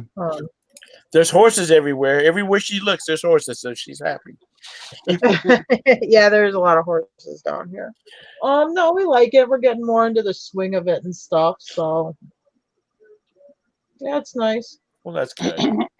Speaking of shipping, I gotta go. I gotta get my shipping done. I've been pissing around all day, so. Uh-oh. I gotta go and get my shipping done.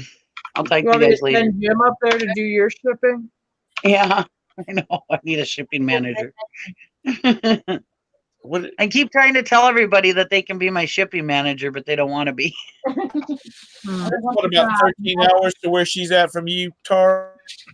Oh yeah, well, more because she's like, it's like 11 hours where I used to live, so 14 or 15 to her. Because she was like 3 hours west of me, because that part of the state is where the state's getting higher on the western end. Right. I was on the eastern northeast side, so I was a little lower than she was. But I have major highways going by me, so it might be Well, faster. I don't know. I went across about 2 hours. Yeah.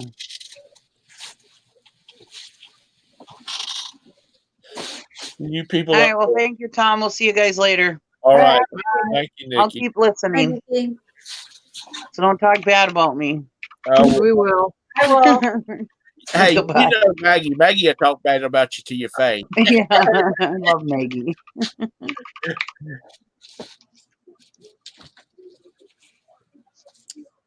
Oh, good grief.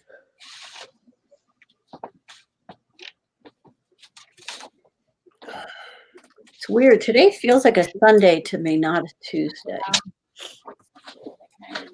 Oh my God, Jim was just like, oh yeah, in a month it's going to be Christmas. I'm like, shut up. Oh, shut up. I saw that somewhere else where it's only like 6 Saturdays till Christmas. That's Oh, yeah, it's very scary. depressing. This year is going to just fly by. My next door neighbor puts up all the inflatable Christmas items. He started putting it up yesterday. He hadn't inflated them, but he's got everything set up. Because Yeah. they don't turn them on until Thanksgiving evening. We were driving out of here yesterday, and obviously the weekend must have been Christmas decorating time, because there was lit Christmas decorations at houses when we left home yesterday.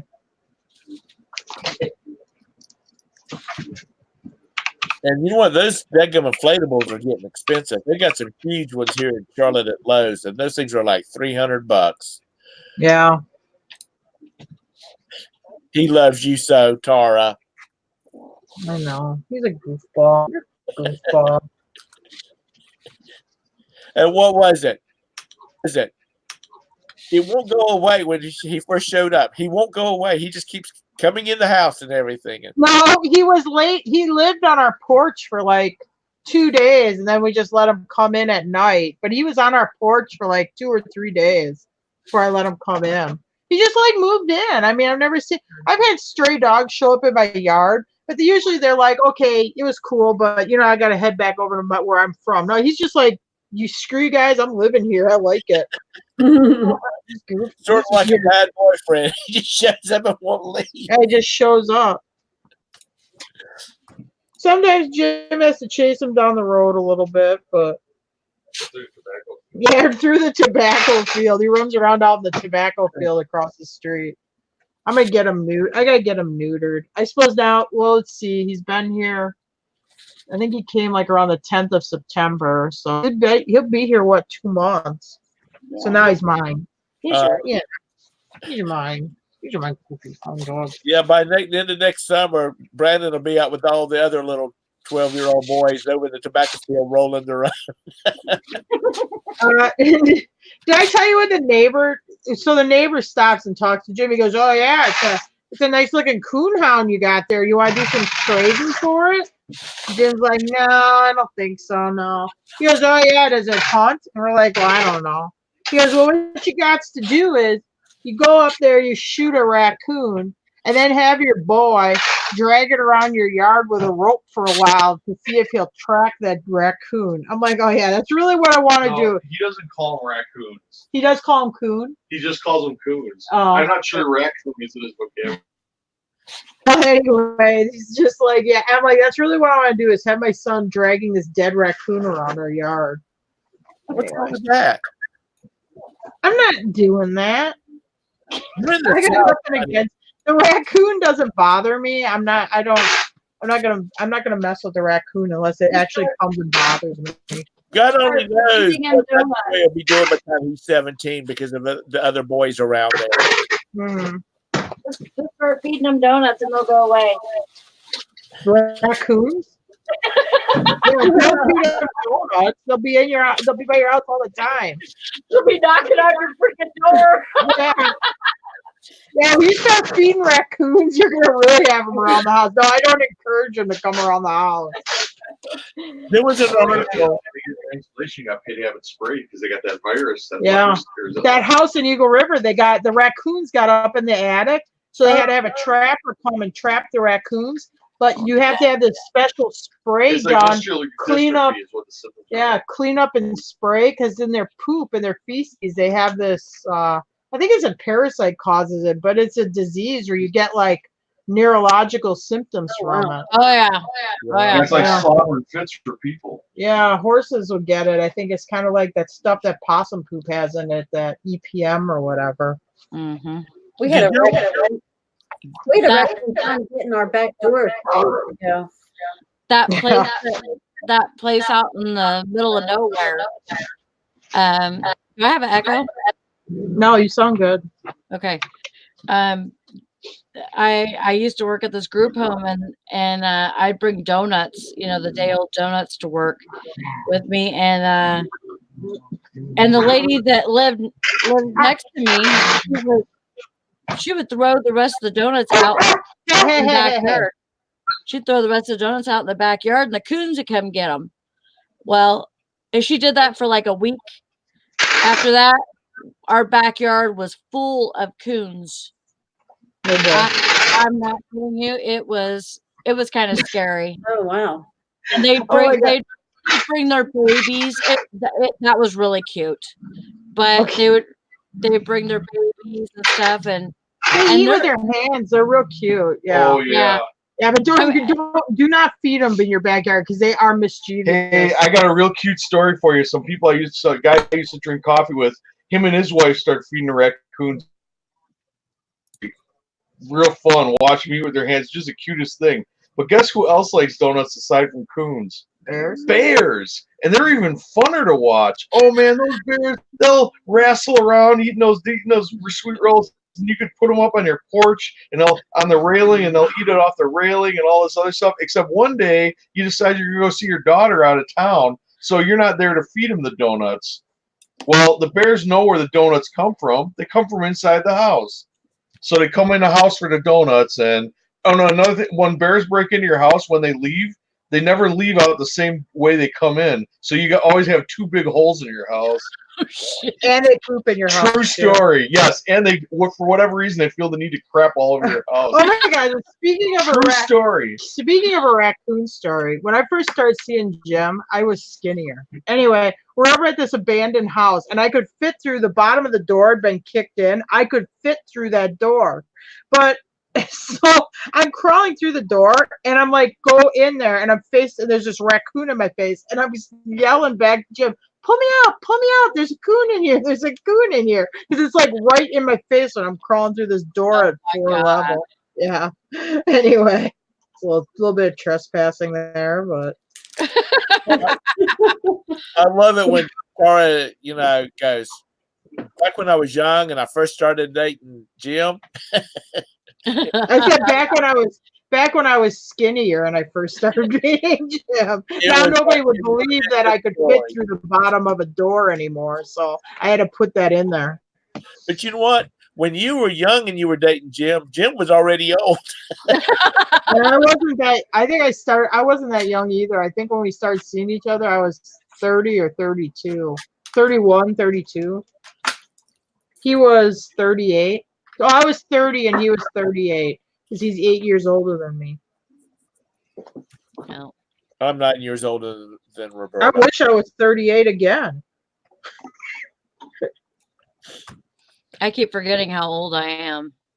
Yeah. I remember when we started, because he would hang out with all these 20-year-olds. It was like, oh, wow, who's this Father Time hanging out with all these 20-some-year-olds? He was 38 years old anyway. Trying to forget how old I am.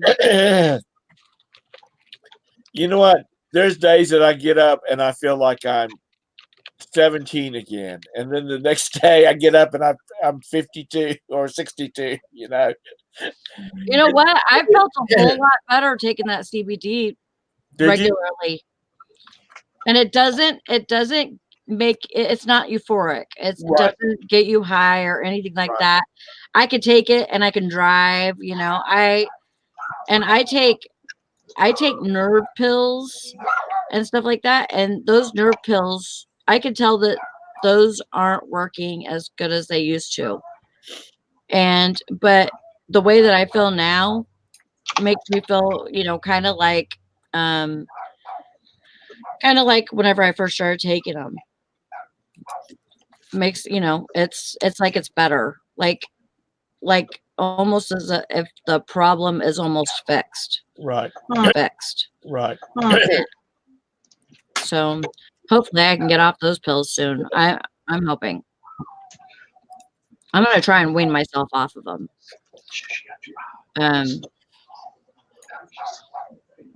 But I don't know. I just feel like I feel like I'm better. Like I feel better with arthritis and stuff too. Right. Because in the cold, whenever it gets cold, my bones and joints and stuff, they just freeze right up. And I've been giving it to Fuzzy, and he's way better too. Who's Fuzzy? That's my Cavachoo. He's a Cavalier King Charles Spaniel mixed with a Shih Tzu. And so that makes him a Cavachoo. Well, I think that's. I've never heard of that before. CAVA-TZU. Cool. Sorry, if Jim doesn't have to whisper, you can hit that little mic button on the bottom. And I know. It wasn't anything very secret. So. Well, I just say, and I could hear him whispering, and I was going to say, "Hey, hit the mic button." He's telling me more about his bear story. I was telling him the house. She knows the house where that happened. It's the guy I bought my lawnmower from. I just told her that's who the guy was that happened to. Are you going to have to go back to Wisconsin to? Not till they had a winter storm yesterday. They were maybe going to get like 10 inches of snow, so I won't go back up there. No, I don't have any electricity there. So I mean, I guess I could bring a generator and heat up my engine with that. Yeah, but plug in the diesel. My diesel won't start. It's too cold for my diesel to start if it sits overnight. So without a heater, so I'm just gonna wait till spring. I was thinking more of whether you were going to have to go up there and fix that house since you hired that fella. No, for free, no. I told him about you got the call yesterday about the bathroom breaking over at the house. And Jeff called you about the bathroom already froze up there. No.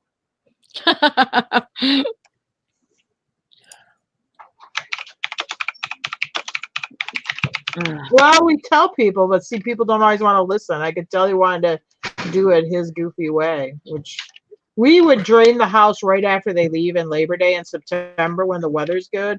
But he took a little vacation down to Tennessee and all that kind of stuff. And he probably should have had the water shut off to the house. Yeah. Round trip, that trip cost me $400 in diesel. I have a camper up there. I have my motorhome up there, which does not have heat. So I would have to sleep in an unheated motorhome at 0. So, no, I'm not going to do that. So I have to get a motel room. So I'd be sitting in a motel room and plus paying $400 to go round trip. No, thank you. Well, you need to get you one of those little buddies or whatever they're called. One of those little heaters. Yeah, we'll wait till it warms up. We'll just wait till it warms up. Yeah. Yeah, I got a better idea. They can get some chapstick and then kiss my, you know what.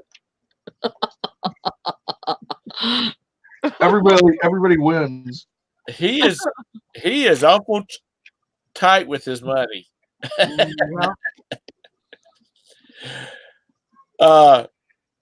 Carey, young Brandon needs his tonsils removed. They're swollen really bad. Let's just give it a week. They'll go back down to normal.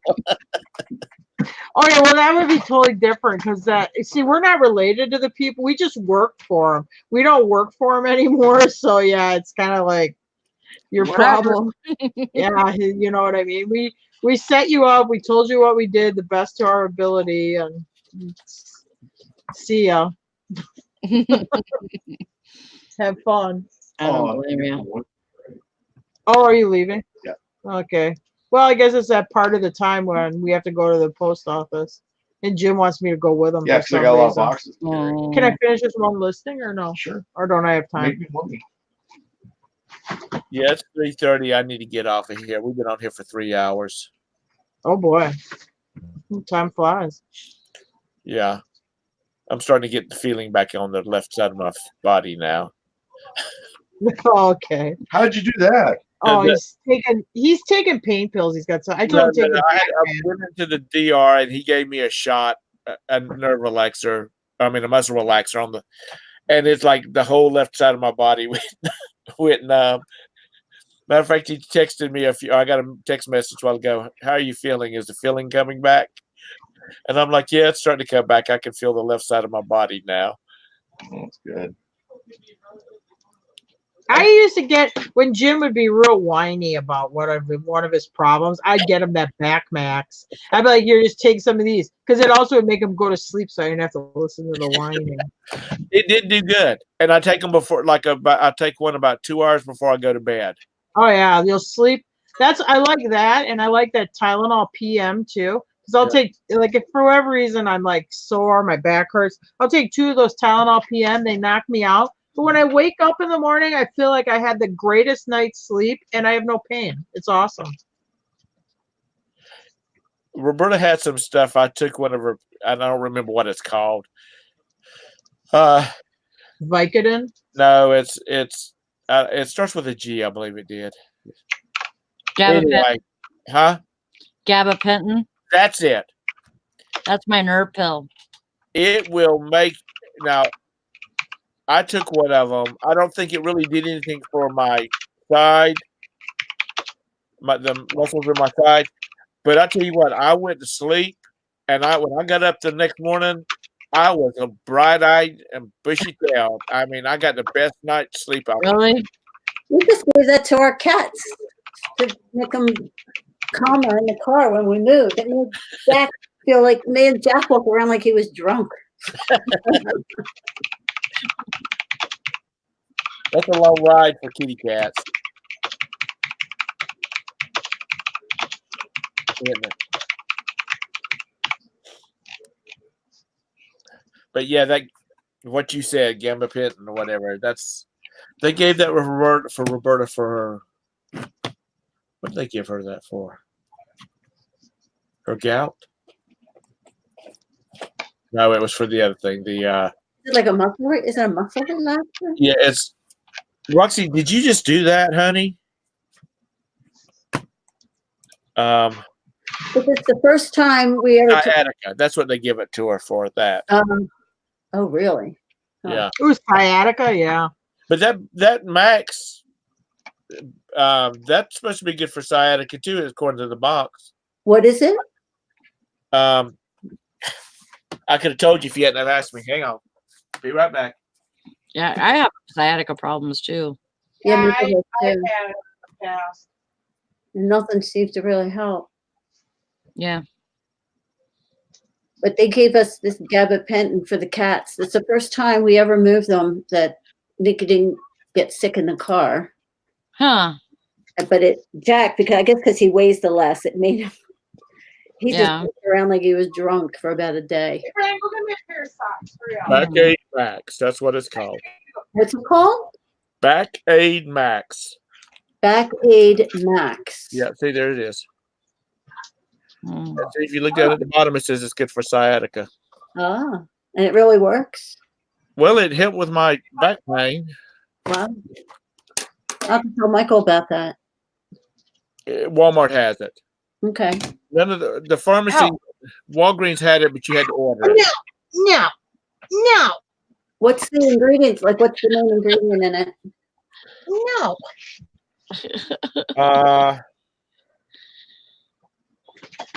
It's aspirin-free, caffeine-free, non-drowsy. Lie. Oh. Well, it didn't make me drowsy, but when I laid down to go to sleep, I went right to sleep. It has acetaminophen and What the heck? Bridget's trying to give me away to my dad or to Pamela Valerie's dad. Uh-oh. Pamabron. I've never heard of that. Pamabrom. Huh. Pamabarm. No, Never heard of that. What'd she got? Pamabrom. Pamabrom is a diuretic, a water pill. Oh. Well, I need to take that because I'm feeling a little.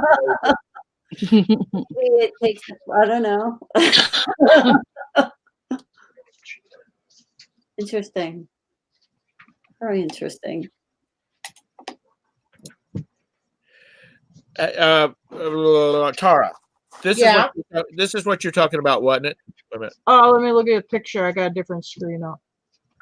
Yeah, that stuff's awesome. Yeah, that's good stuff. Also helps with weight gain. Really? I don't know, but like if my sciatica's acting up, yeah, it works good. And Jim took it.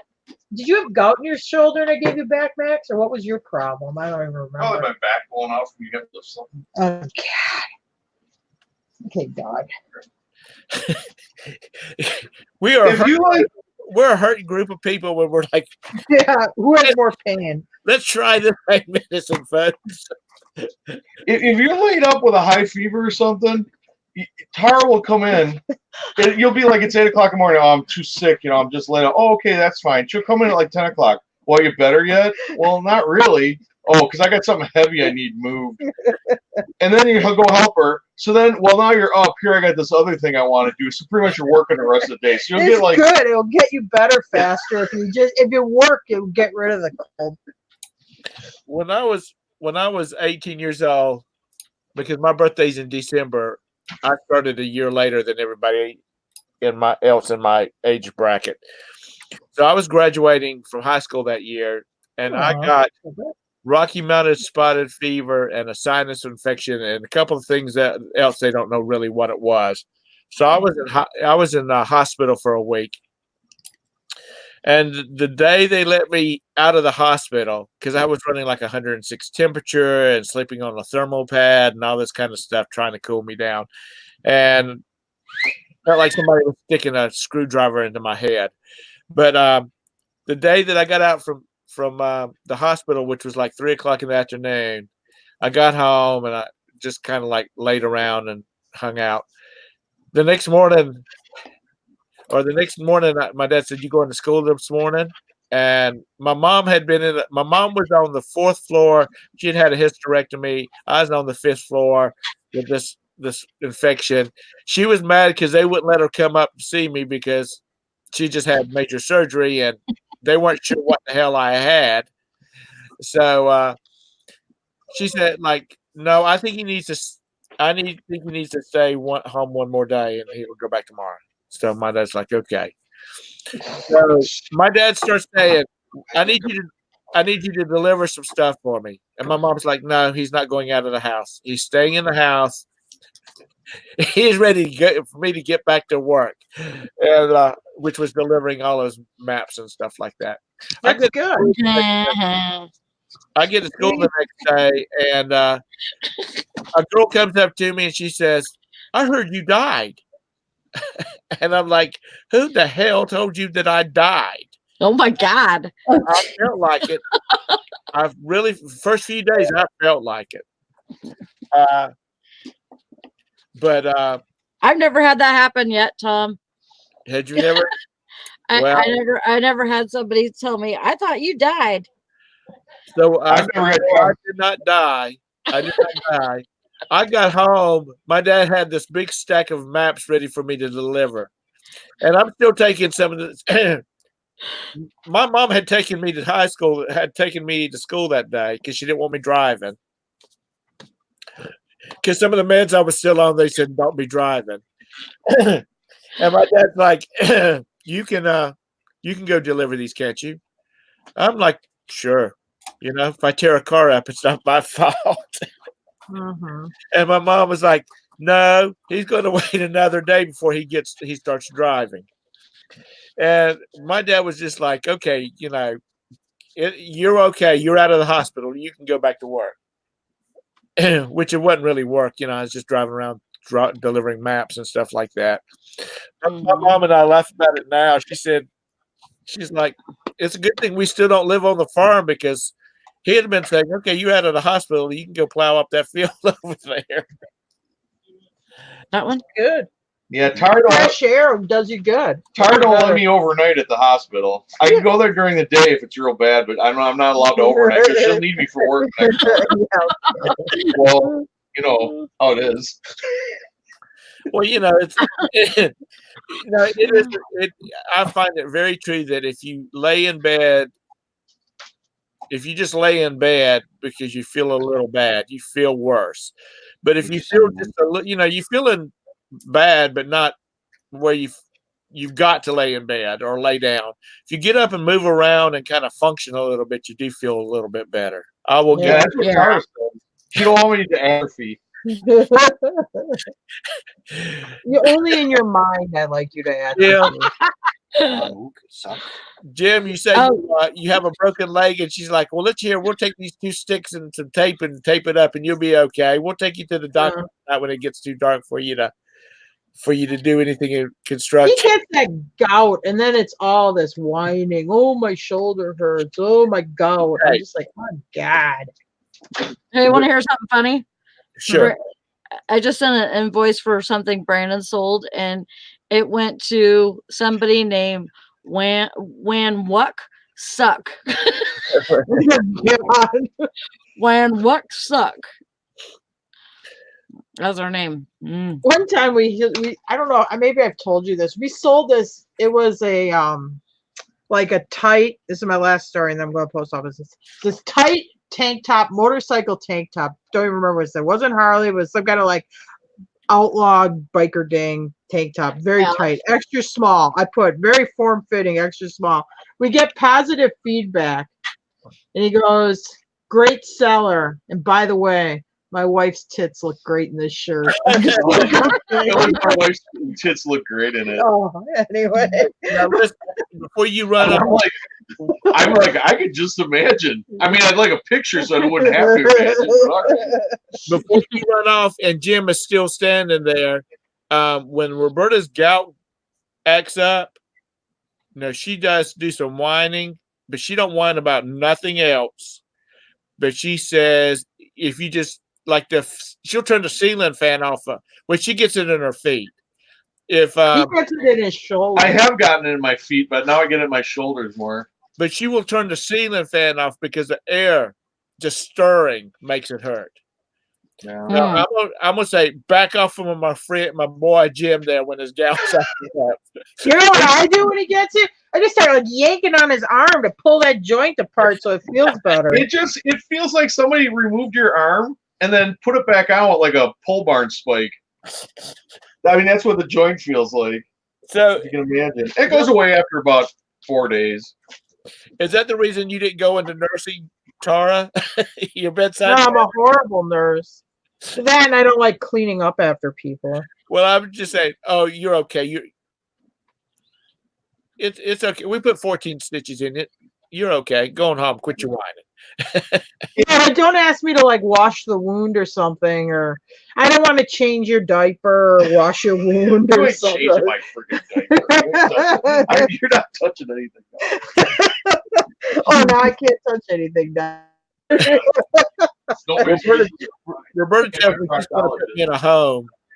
Roberta tells me she's going to put me in a home because she's not going to do any of that having to clean you up business, like that. Yeah. That's the first thing I say when Brandon complains about something. Trying to put you in a home. Yeah. That's what she told me.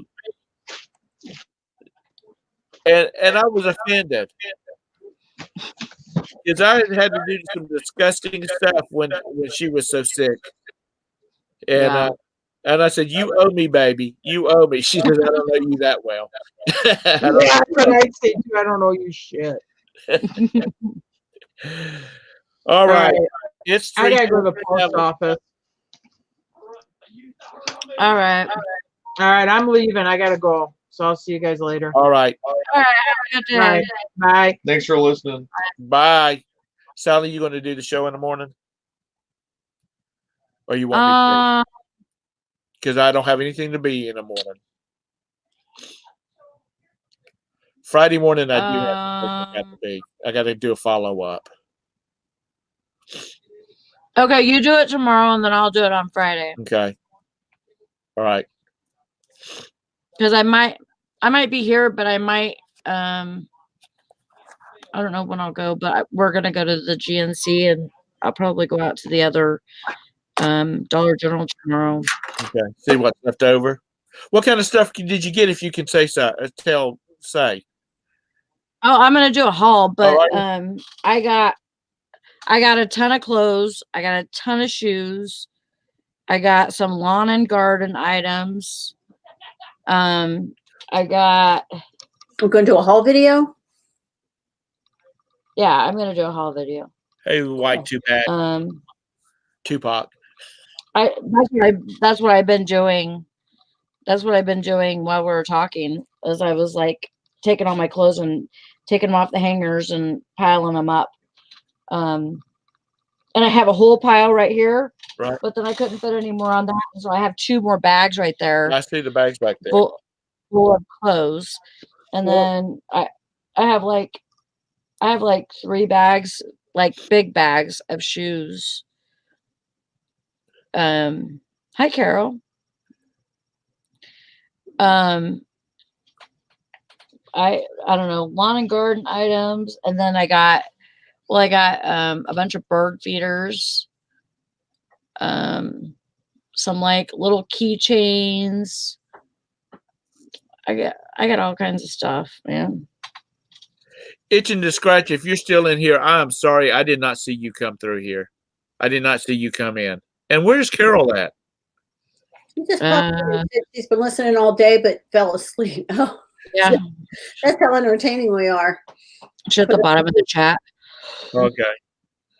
Okay, I see her now. Well, she just don't know good humor.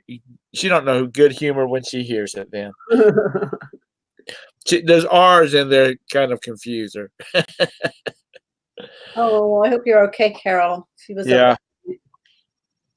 Yeah. So if you do it tomorrow, Tom, I'll do it on Friday. Okay, that'll work out good.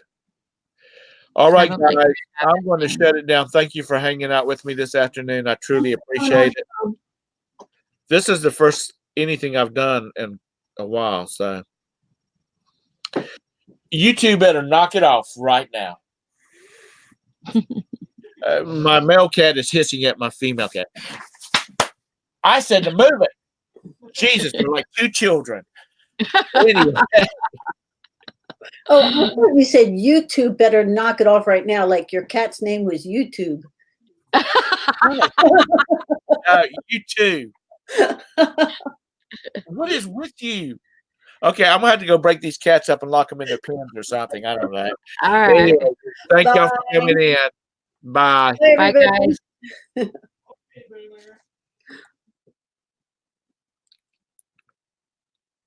my God, it's too funny. Come on.